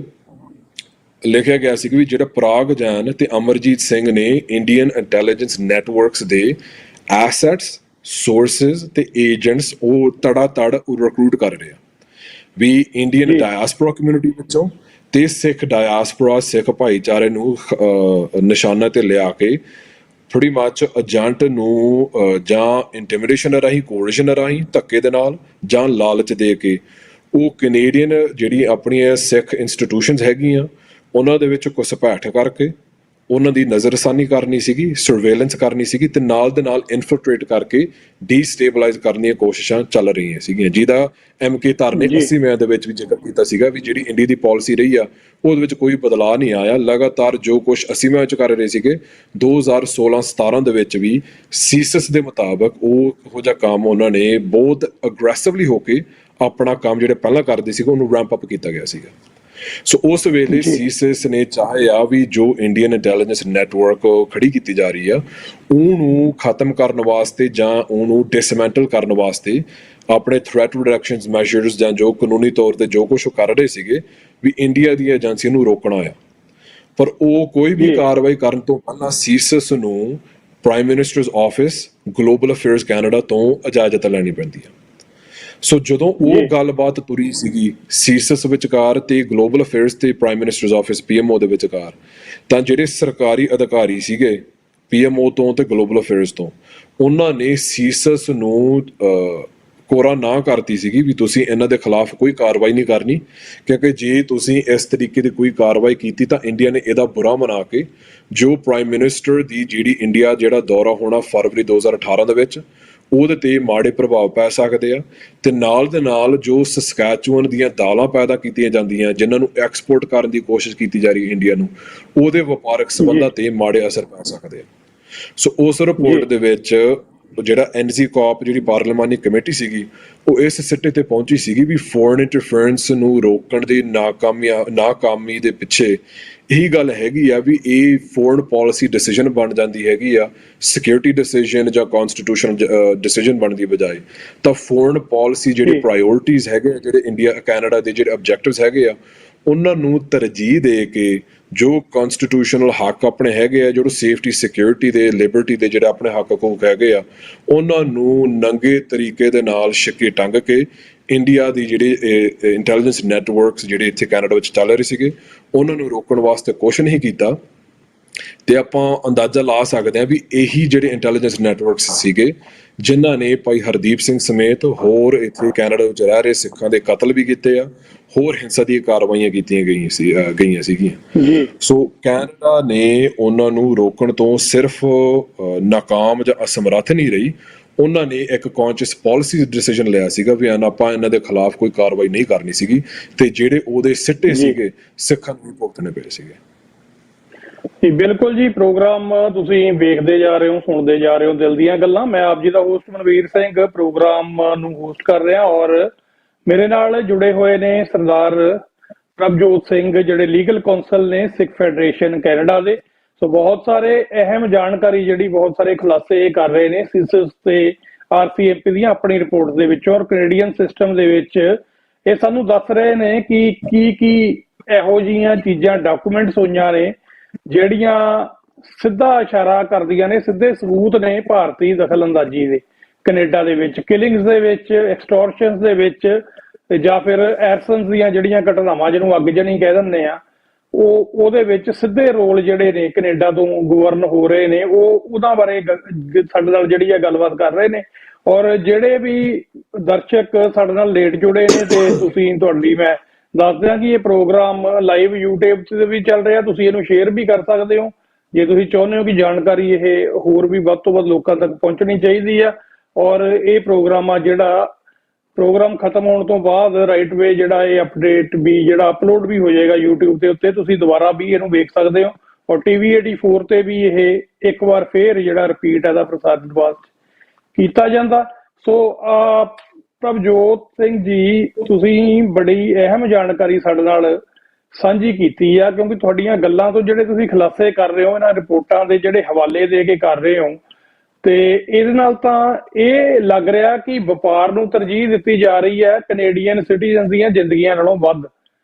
ਐਕਸਟੋਰਸ਼ਨਸ ਦੀਆਂ ਜਿਹੜੀਆਂ ਘਟਨਾਵਾਂ ਨੇ ਜਾਂ ਜਿਹੜੀਆਂ ਮਰਡਰਸ ਨੇ, ਇਹ ਪਹਿਲਾਂ ਤਾਂ ਫੈਬਰੀਕੇਟ ਕੀਤੇ ਗਏ ਸੀਗੇ, ਉੱਥੋਂ ਜਿਹੜਾ ਆਰਕੈਸਟ੍ਰੇਟ ਕੀਤੇ ਗਏ ਸੀਗੇ ਸਿਰਫ ਸਿੱਖਾਂ ਦੇ ਵਾਸਤੇ, ਪਰ ਹੁਣ ਅਸੀਂ ਜਿਵੇਂ ਜਿਵੇਂ ਇਹ ਬਿਮਾਰੀ ਵੱਧਦੀ ਜਾ ਰਹੀ ਆ, ਇਹ ਹੋਰ ਕਮਿਊਨਿਟੀਆਂ ਦੇ ਘਰਾਂ ਦੇ ਵਿੱਚ ਵੀ ਦਸਤਕ ਦੇ ਰਹੀ ਆ। ਮੈਂ ਪਿਛਲੇ ਵੀਕਐਂਡ ਤੇ ਟੋਰਾਂਟੋ ਸੀ, ਮੈਂ ਹੈਰਾਨ ਹੋ ਗਿਆ, ਮੈਂ ਹੁਣ ਨਾਂ ਨਹੀਂ ਲੈ ਸਕਦਾ ਕਿ ਕਿਹੜੇ ਬਿਜ਼ਨਸ ਨੇ ਜਿਹੜੇ ਉਹ ਟਾਰਗੇਟ ਹੋਏ ਨੇ, ਜਿੱਥੋਂ ਫਰੋਤੀਆਂ ਮੰਗੀਆਂ ਜਾ ਰਹੀਆਂ ਨੇ ਤੇ ਉਹ ਲੋਕ ਜਿਹੜੇ ਨੇ ਪੇ ਕਰ ਰਹੇ ਨੇ ਆਪਣੇ ਡਰ ਦੇ, ਕਿਉਂਕਿ ਉਹਨਾਂ ਨੂੰ ਇਹ ਲੱਗਦਾ ਕਿ ਸਿਸਟਮ ਨੇ ਕੁਝ ਨਹੀਂ ਕਰਨਾ ਇੱਥੇ। ਸੋ ਇਹਦੇ ਬਾਰੇ ਜ਼ਰੂਰ ਦੱਸੋ, ਕਿਉਂਕਿ ਇਹ ਗੱਲ ਕੱਲੀ ਸਿੱਖਾਂ ਤੱਕ ਨਹੀਂ ਰੁਕੀ, ਇਹ ਗੱਲ ਹੁਣ ਅੱਗੇ ਵੱਧ ਰਹੀ ਆ। ਤੇ ਕਦੋਂ ਤੱਕ ਜਿਹੜਾ ਬਿਜ਼ਨਸ ਨੂੰ, ਜਦ ਕਿ ਅਸੀਂ ਜੇ ਬਿਜ਼ਨਸ ਦੀ ਵੀ ਗੱਲ ਕਰਨੀ ਹੋਵੇ, ਜਿਹੜਾ ਬਿਜ਼ਨਸ ਦਾ ਵਪਾਰ ਆ ਦੋਨਾਂ ਮੁਲਕਾਂ ਦੇ ਵਿਚਾਲੇ, ਕੈਨੇਡਾ ਤੇ ਭਾਰਤ ਦੇ ਵਿਚਾਲੇ, ਤਾਂ ਉਹ 1% ਤੋਂ ਵੀ ਘੱਟ ਹੈ। ਸੋ ਇੰਨੀ ਛੋਟੀ ਅਮਾਉਂਟ ਦੇ ਲਈ ਇਹ ਕੀ ਮਤਲਬ? ਫਿਰ ਦੂਜੀ ਗੱਲ ਇਹ ਵੀ ਨਾਲ ਸਾਨੂੰ ਦੱਸੋ ਕਿ ਤੁਸੀਂ ਕਹਿ ਰਹੇ ਹੋ ਕਿ ਜਿਹੜੀ ਪਾਲਿਸੀ ਮੇਕਿੰਗ ਆ ਉਹ ਇਸ ਗੱਲ ਦੀ ਇਜਾਜ਼ਤ ਦੇ ਰਹੀ ਆ ਕਿ ਭਾਰਤ ਨੂੰ ਇਹ ਸਾਰਾ ਕੁਝ ਇੱਥੇ ਕਰਨ ਦਿੱਤਾ ਜਾਵੇ। ਸੋ ਉਸ ਪਾਲਿਸੀ ਦੇ ਵਿੱਚ ਇਹ ਪਾਲਿਸੀ ਕਿਵੇਂ ਬਣਦੀ, ਕੌਣ ਲੋਕ ਨੇ? ਕਿਉਂਕਿ ਜਿਨ੍ਹਾਂ ਨੂੰ ਅਸੀਂ ਜਿਤਾ ਕੇ ਭੇਜਦੇ ਆ ਪਾਰਲੀਮੈਂਟ ਦੇ ਵਿੱਚ, ਉਹ ਤਾਂ ਅਸੀਂ ਇਸ ਲਈ ਐਜ਼ ਏ ਕੈਨੇਡੀਅਨ ਮੈਂ ਗੱਲ ਕਰ ਰਿਹਾ, ਮੈਂ ਐਜ਼ ਏ ਸਿੱਖ ਨਹੀਂ ਇਹ ਗੱਲ ਕਹਿ ਰਿਹਾ। ਕੋਈ ਵੀ ਚਾਹੇ ਜਿਹਨੂੰ ਵੀ ਅਸੀਂ ਵੋਟ ਪਾਉਂਦੇ, ਕਿਸੇ ਵੀ ਅਸੀਂ ਕੰਸਟੀਚੁਐਂਸੀ ਦੇ ਵਿੱਚੋਂ ਵੋਟ ਪਾਉਂਦੇ ਆ, ਸਾਡਾ ਤਾਂ ਇਹ ਹੁੰਦਾ ਕਿ ਮੁੱਢਲੀ ਸਾਡੀ ਜਿਹੜੀ ਮੰਗ ਹੁੰਦੀ ਹੈ ਉਹ ਹੁੰਦੀ ਹੈ ਸੁਰੱਖਿਆ। ਤੇ ਜੇ ਸੁਰੱਖਿਆ ਦੇ ਨਾਲ ਹੀ ਸਮਝੌਤਾ ਕੀਤਾ ਜਾ ਰਿਹਾ ਤੇ ਇਹ ਪਾਲਿਸੀ ਕਿੱਧਰ ਨੂੰ ਸ਼ਿਫਟ ਹੋ ਰਹੀ ਹੈ? ਹਾਂਜੀ। ਸੋ ਆਈ ਥਿੰਕ ਤੁਸੀਂ ਇਹਦੇ ਵਿੱਚ 2-3 ਮੁੱਦੇ ਤੁਸੀਂ ਛੇੜੇ ਹੈਗੇ ਆ, ਤੇ ਮੈਂ ਕੋਸ਼ਿਸ਼ ਕਰੂੰਗਾ ਵੀ ਵਿਸਥਾਰ ਦੇ ਨਾਲ ਕਰਨ ਦਾ ਜਵਾਬ ਦਿੱਤਾ ਜਾਵੇ। ਜਿਹੜੀ ਪਹਿਲੀ ਗੱਲ ਹੈਗੀ ਹੈ ਵੀ ਐਕਸਟੋਰਸ਼ਨਸ ਵਾਲੇ ਮਾਮਲੇ ਦੇ ਵਿੱਚ ਸਾਨੂੰ ਸਮਝਣਾ ਚਾਹੀਦਾ ਆ ਵੀ ਇੰਡੀਆ ਇਹ ਕਿਉਂ ਕਰ ਰਿਹਾ। ਸੋ ਜਦੋਂ ਆਪਾਂ ਫੋਰਨ ਇੰਟਰਫੇਰੈਂਸ ਦੀ ਗੱਲ ਕਰਦੇ ਆ, ਆਪਾਂ ਇਹ ਗੱਲ ਸਾਫ਼ ਆਪਾਂ ਕੀਤੀ ਆ ਵੀ ਜਿਹੜੇ ਇੰਡੀਆ ਦੇ ਨਿਸ਼ਾਨੇ ਹੈਗੇ ਆ, ਇੱਕ ਹਿੱਸਾ ਉਹਨਾਂ ਦਾ ਹੈਗਾ ਵੀ ਸਿੱਖਾਂ ਨੂੰ ਸਿੱਧਾ ਟਾਰਗੇਟ ਕਰਨਾ, ਵੀ ਜੋ ਸਿੱਖ ਆਗੂ, ਸਿੱਖ ਨੌਜਵਾਨ ਖਾਲਿਸਤਾਨ ਪ੍ਰਤੀ ਜਿਹੜੇ ਸਰਗਰਮ ਹੈਗੇ ਆ, ਜਾਂ ਮਨੁੱਖ ਦੇ ਅਧਿਕਾਰੀਆਂ ਦੇ ਮੁੱਦਿਆਂ ਤੇ ਸਰਗਰਮ ਹੈਗੇ, ਜਾਂ ਵੈਸੇ ਹੀ ਇੰਡੀਆ ਦੀ ਨੁਕਤਾਚੀਨੀ ਜਾਂ ਡਿਸੈਂਟ ਕਰਦੇ ਜਾਂ ਕ੍ਰਿਟਿਸਿਜ਼ਮ ਕਰਦੇ ਆ, ਉਹਨਾਂ ਨੂੰ ਸਿੱਧੇ ਤੌਰ ਤੇ ਟਾਰਗੇਟ ਕਰਕੇ ਸਿੱਖਾਂ ਨੂੰ ਜਾਂ ਐਕਟਿਵਿਸਟ ਨੂੰ ਖਦੇੜਨਾ ਕਿਵੇਂ ਆ, ਇਹਨਾਂ ਨੂੰ ਦਬਾਉਣਾ ਕਿਵੇਂ ਆ, ਚੁੱਪ ਕਿਸ ਤਰੀਕੇ ਨਾਲ ਕਰਾਉਣਾ ਆ। ਜਿਹੜਾ ਦੂਜਾ ਹਿੱਸਾ ਇਹਦਾ ਹੈਗਾ ਆ ਵੀ ਕੈਨੇਡੀਅਨ ਪਾਲਿਸੀ ਮੇਕਿੰਗ ਨੂੰ ਤੇ ਕੈਨੇਡੀਅਨ ਓਪੀਨੀਅਨ ਮੇਕਿੰਗ ਨੂੰ ਕਿਸ ਤਰੀਕੇ ਨਾਲ ਪ੍ਰਭਾਵਿਤ ਕਰਨਾ ਹੈ। ਉਹਦੇ ਵਿੱਚ ਜਿੱਥੇ ਡਿਸਇਨਫੋਰਮੇਸ਼ਨ ਵੀ ਹੁੰਦੀ ਆ, ਉੱਥੇ ਆਪਾਂ ਚੋਣਾਂ ਦੇ ਵਿੱਚ ਦਖਲਅੰਦਾਜ਼ੀ ਦਾ ਵੀ ਆਪਾਂ ਗੱਲ ਕੀਤੀ ਆ। ਹੁਣ ਜਦੋਂ ਐਕਸਟੋਰਸ਼ਨਸ ਵਾਲੇ ਮਾਮਲੇ ਦੇ ਵਿੱਚ ਆਪਾਂ ਗੱਲ ਕਰਦੇ, ਜਦੋਂ ਤੁਸੀਂ ਫੋਰਨ ਇੰਟਰਫੇਰੈਂਸ ਕਮਿਸ਼ਨ ਦਾ ਤੁਸੀਂ ਕਈ ਵਾਰ ਜ਼ਿਕਰ ਕੀਤਾ, ਜਿੱਥੇ ਮੈਨੂੰ ਬਤੌਰ ਵਕੀਲ ਸੇਵਾ ਕਰਨ ਦਾ ਮੌਕਾ ਮਿਲਿਆ ਸੀਗਾ, ਤਾਂ ਉਸ ਚੱਲਦੇ ਕਮਿਸ਼ਨ ਦੇ ਵਿੱਚ ਜਦੋਂ ਜਸਟਿਨ ਟਰੂਡੋ ਦੀ ਕ੍ਰਾਸ ਐਗਜ਼ਾਮੀਨੇਸ਼ਨ ਕੀਤੀ ਗਈ ਸੀਗੀ, ਉਹਦਾ ਸਵਾਲ ਜਵਾਬ ਉਹਦੇ ਨਾਲ ਕੀਤਾ ਗਿਆ ਸੀਗਾ। ਉਹਦੇ ਵਿੱਚ ਅਕਤੂਬਰ 2024 ਤੋਂ ਜਿਹੜਾ ਪ੍ਰੈਸ ਕਾਨਫਰੰਸ RCMP ਵੱਲੋਂ ਕੀਤਾ ਗਿਆ ਸੀਗਾ, ਉਸ ਤੋਂ ਕੁਝ ਦਿਨ ਬਾਅਦ ਜਦੋਂ ਕ੍ਰਾਸ ਐਗਜ਼ਾਮਿਨ ਕੀਤਾ ਵੀ ਸੀਗਾ, ਤਾਂ ਉਹਨੂੰ ਸਾਫ਼ ਪੁੱਛਿਆ ਗਿਆ ਵੀ ਜੋ ਇੰਡੀਆ ਵੱਲੋਂ ਹਿੰਸਾ ਵਰਾਈ ਜਾ ਰਹੀ ਹੈ ਸਿੱਖਾਂ ਤੇ, ਤੁਹਾਡੇ ਮੁਤਾਬਕ, ਤੁਹਾਡੀ ਸਮਝ ਮੁਤਾਬਕ, ਤੁਹਾਡੀ ਜਿਹੜੀ ਗੁਪਤ ਜਿਹੜੀ ਸੂਚਨਾਵਾਂ ਤੁਹਾਨੂੰ ਮਿਲਦੀਆਂ, ਉਹਦੇ ਮੁਤਾਬਕ ਤੁਸੀਂ ਕੀ ਸਮਝਦੇ ਹੋ ਵੀ ਇੰਡੀਆ ਦੇ ਕੀ ਆਬਜੈਕਟਿਵਸ ਹੈਗੇ ਆ, ਵੀ ਇਹ ਕਿਸ ਮਨਸ਼ਾ ਦੇ ਨਾਲ ਇਹ ਸਾਰਾ ਕੁਝ। ਤਾਂ ਜਸਟਿਨ ਟਰੂਡੋ ਨੇ ਇਹ ਗੱਲ ਆਪਣੇ ਮੂੰਹੋਂ ਸਟੈਂਡ ਤੇ ਔਨ ਦਾ ਰੈਕੋਰਡ ਕਹੀ ਸੀਗੀ ਵੀ ਇੱਕ ਤਾਂ ਬਿਲਕੁਲ ਜਿਹੜਾ ਸਰਲ ਜਿਹੜਾ ਸਿੱਧਾ ਪੱਧਰਾ ਜਿਹੜਾ ਉਹਨਾਂ ਦਾ ਨਿਸ਼ਾਨਾ ਹੈਗਾ ਵੀ ਜਿਹੜੇ ਸਿੱਖ ਕੈਨੇਡਾ ਦੇ ਵਿੱਚ ਰਹਿ ਰਹੇ ਆ ਤੇ ਖਾਸ ਕਰਕੇ ਜਿਹੜੇ ਇੰਡੀਆ ਨੂੰ ਕ੍ਰਿਟਿਸਾਈਜ਼ ਕਰਦੇ ਆ ਜਾਂ ਆਪਣੀ ਆਵਾਜ਼ ਚੁੱਕਦੇ ਆ ਉਹਨਾਂ ਨੂੰ ਡਰ ਦੇ ਮਾਹੌਲ ਦੇ ਕਰਕੇ ਡਰ ਦੇ ਮਾਹੌਲ ਰਾਹੀਂ ਉਹਨਾਂ ਨੂੰ ਚੁੱਪ ਕਰਵਾਉਣਾ। ਪਰ ਜਿਹੜੀ ਦੂਜੀ ਗੱਲ ਜਿਹੜੀ ਥੋੜੀ ਬਹੁਤ ਜ਼ਿਆਦਾ ਗੁੰਝਲਦਾਰ ਹੈਗੀ ਆ ਤੇ ਜਿਹੜੇ ਪਿਛਲੇ ਦਿਨਾਂ ਦੇ ਵਿੱਚ ਜਿਹੜੀ ਸੀਸਿਸ ਰਿਪੋਰਟ ਨਸ਼ਰ ਹੋਈ ਸੀਗੀ ਉਹਦੇ ਨਾਲ ਵੀ ਸੰਬੰਧ ਰੱਖਦੀ ਆ, ਉਹ ਇਹ ਸੀ ਵੀ ਜੋ ਇੰਡੀਆ ਲਗਾਤਾਰ ਕਈ ਦਹਾਕਿਆਂ ਤੋਂ ਕੈਨੇਡਾ ਤੇ ਦੋਸ਼ ਇਹ ਲਾ ਰਿਹਾ ਵੀ ਇੱਥੇ ਜਿਹੜੇ ਉਹਨਾਂ ਦੇ ਸ਼ਬਦਾਂ ਮੁਤਾਬਕ ਜਿਹੜੀ ਅੱਤਵਾਦੀ ਗਤੀਵਿਧੀਆਂ ਹੈਗੀਆਂ ਉਹਦੇ ਵਿੱਚ ਜਿਹੜੇ ਸ਼ਾਮਲ ਵਿਅਕਤੀ ਹੈਗੇ ਕੈਨੇਡਾ ਦੇ ਵਿੱਚ ਬਹਿ ਕੇ ਉਹ ਹਿੰਸਕ ਕਾਰਵਾਈਆਂ ਨੂੰ ਅੰਜਾਮ ਦੇਣ ਵਾਸਤੇ ਇੰਡੀਆ ਨੂੰ ਟਾਰਗੇਟ ਕਰ ਰਹੇ ਆ। ਤੇ ਜਦੋਂ ਇੰਡੀਆ ਕੋਲ ਕੋਈ ਸਬੂਤ ਨਾ ਆਇਆ, ਉਹ ਕਿਸੇ ਤਰੀਕੇ ਨਾਲ ਕੈਨੇਡਾ ਨੂੰ ਸਿੱਖਾਂ ਨੂੰ ਕ੍ਰਿਮੀਨਲਾਈਜ਼ ਕਰਨ ਵਿੱਚ ਨਾਕਾਮ ਰਿਹਾ, ਤਾਂ ਇੰਡੀਆ ਨੇ ਖੁਦ ਹਿੰਸਕ ਕਾਰਵਾਈਆਂ ਨੂੰ ਅੰਜਾਮ ਦਿੱਤਾ ਤੇ ਉਹਨੂੰ pretty much ਇੱਕ ਖਾਲਿਸਤਾਨੀ ਨਾਰਕੋ ਟੈਰਰਿਜ਼ਮ ਸ਼ਬਦ ਕੱਢ ਕੇ ਸਿੱਖਾਂ ਦੇ ਸਿਰ ਹੀ ਮੜਨ ਦੀ ਕੋਸ਼ਿਸ਼ ਕੀਤੀ ਗਈ ਆ ਵੀ ਕੈਨੇਡਾ ਦੇ ਵਿੱਚ ਜਿਹੜੀ ਹਿੰਸਾ ਵੀ ਕੀਤੀ ਜਾ ਰਹੀ ਆ ਉਹ ਸਿੱਖ ਜਾਂ ਨਾਰਕੋ ਟੈਰਰਿਜ਼ਮ ਜਾਂ ਖਾਲਿਸਤਾਨੀ ਜਥੇਬੰਦੀਆਂ ਵੱਲੋਂ ਹੀ ਕੀਤੀ ਜਾ ਰਹੀ ਹੈ। ਸੋ ਜਦੋਂ ਤੁਸੀਂ ਇੰਡੀਅਨ ਮੀਡੀਆ ਨੂੰ ਵੀ ਦੇਖੋਗੇ, ਇੰਡੀਆ ਟੂਡੇ ਤੋਂ ਲੈ ਕੇ ਪ੍ਰਿੰਟ ਤੋਂ ਲੈ ਕੇ ਹਿੰਦੁਸਤਾਨ ਟਾਈਮਸ ਆਫ ਇੰਡੀਆ, ਜਿੰਨੇ ਵੀ ਅਦਾਰੇ ਹੈਗੇ ਆ, ਉਹ ਜਦੋਂ ਕੋਈ ਵੀ ਹਿੰਸਕ ਕਾਰਵਾਈ ਕੈਨੇਡਾ ਦੇ ਵਿੱਚ ਗੱਲ ਕਰਦੇ ਉਹ ਸਿੱਖਾਂ ਦੇ ਨਾਲ ਹੀ ਜੋੜਦੇ ਆ, ਭਾਵੇਂ ਕਿ ਇਹ ਸਿੱਖਾਂ ਨੂੰ ਹੀ ਨਿਸ਼ਾਨਾ ਬਣਾ ਰਹੇ। ਸੋ ਉਹਨਾਂ ਦਾ ਮਕਸਦ ਇਹੀ ਆ ਵੀ ਜੋ ਇੰਡੀਆ ਦਾ ਝੂਠ ਹੈਗਾ ਵੀ ਇੱਥੇ ਕੋਈ ਅੱਤਵਾਦੀ ਗਤੀਵਿਧੀਆਂ ਹੋ ਰਹੀਆਂ ਤੇ ਕੈਨੇਡਾ ਨੂੰ ਕਨਵਿੰਸ ਕਰਨ ਵਾਸਤੇ ਤੇ ਮੈਨੀਪੂਲੇਟ ਕਰਨ ਵਾਸਤੇ ਝੂਠ ਤੇ ਫਰੇਬ ਦੇ ਰਾਹੀਂ ਕੈਨੇਡਾ ਨੂੰ ਬੜੀ ਮੱਚ ਆਪਣਾ ਸਹਿਯੋਗੀ ਬਣਾਉਣ ਦੀ ਜਿਹੜੀ ਕੋਸ਼ਿਸ਼ ਹੈਗੀ ਆ ਵੀ ਤੁਸੀਂ ਸਿੱਖਾਂ ਨੂੰ ਨਾ ਤਪਾਓ, ਤੁਸੀਂ ਸਿੱਖਾਂ ਨੂੰ ਦਬਾਓ, ਵੀ ਉਹ ਜਿਹੜੀਆਂ ਹਿੰਸਾ ਦੀਆਂ ਕਾਰਵਾਈਆਂ ਉਹਦੇ ਨਾਲ ਹੀ ਤਾਲੁਕ ਰੱਖਦੀਆਂ ਹੈਗੀਆਂ, ਉਹੀ ਉਹਨਾਂ ਦਾ ਨਿਸ਼ਾਨਾ ਹੈਗਾ ਵੀ ਸਿੱਖਾਂ ਨੂੰ ਹਿੰਸਕ ਕਾਰਵਾਈਆਂ ਰਾਹੀਂ ਟਾਰਗੇਟ ਕਰਕੇ ਉਹ ਜਿਹੜੇ ਕੈਨੇਡੀਅਨ ਸਥਾਪਤੀ ਦਾ ਜਿਹੜਾ ਲੀਗਲ ਆਪਰੇਟਸ ਹੈਗਾ ਤੇ ਨੈਸ਼ਨਲ ਸਿਕਿਉਰਿਟੀ ਆਪਰੇਟਸ ਹੈਗਾ ਉਹਨਾਂ ਦੇ ਰਾਹੀਂ ਵੀ ਸਿੱਖਾਂ ਨੂੰ ਟਾਰਗੇਟ ਕੀਤਾ ਜਾਵੇ। ਸੋ ਬਹੁਤ ਇਹ ਗੁੰਝਲਦਾਰ ਮਸਲਾ ਹੈਗਾ। ਸੋ ਜਦੋਂ ਆਪਾਂ 2025 ਵਾਲੇ ਜਿਹੜੇ ਪਿਛਲੇ ਦਿਨਾਂ ਦੇ ਵਿੱਚ ਸੀਸਿਸ ਰਿਪੋਰਟ ਜਿਹੜੀ ਛਪੀ ਹੈਗੀ ਆ ਉਹਦੇ ਵਿੱਚ ਜਦੋਂ ਆਪਾਂ ਉਹ ਸਾਰਾ ਫਰੋਲਦੇ ਆ, ਉਹਦਾ ਜਿਹੜਾ ਇੱਕ ਮੇਨ ਹਿੱਸਾ ਹੈਗਾ ਫੋਰਨ ਇੰਟਰਫੇਰੈਂਸ ਬਾਬਤ। ਸੋ ਇਹ ਵੀ ਸਾਨੂੰ ਧਿਆਨ ਦੇਣ ਦੀ ਲੋੜ ਹੈਗੀ ਹੈ ਵੀ ਇਹ ਜਿਹੜੀ ਰਿਪੋਰਟ ਆ ਉਹਨਾਂ ਦਿਨਾਂ ਦੇ ਵਿੱਚ ਛਪੀ ਆ ਤੇ ਜਨਤਕ ਹੋਈ ਆ ਜਦੋਂ ਕੈਨੇਡਾ ਜੋ prime minister Mark Carney Narendra Modi ਨੂੰ ਸੱਦਾ ਦੇ ਕੇ G7 ਤੇ ਮਿਲ ਰਿਹਾ ਸੀਗਾ, ਉਹਨਾਂ ਦਿਨਾਂ ਦੇ ਵਿੱਚ ਇਹ ਰਿਪੋਰਟ ਛਪੀ ਸੀਗੀ। ਸੋ ਉਸ ਰਿਪੋਰਟ ਦੇ ਵਿੱਚ ਸਪਸ਼ਟ ਸ਼ਬਦਾਂ ਦੇ ਵਿੱਚ ਕੈਨੇਡੀਅਨ ਖੁਫੀਆ ਏਜੰਸੀ ਨੇ ਕਿਹਾ ਵੀ ਹਜੇ ਤੱਕ ਜੂਨ 2025 ਤੱਕ India is still one of the primary foreign interference threat actors.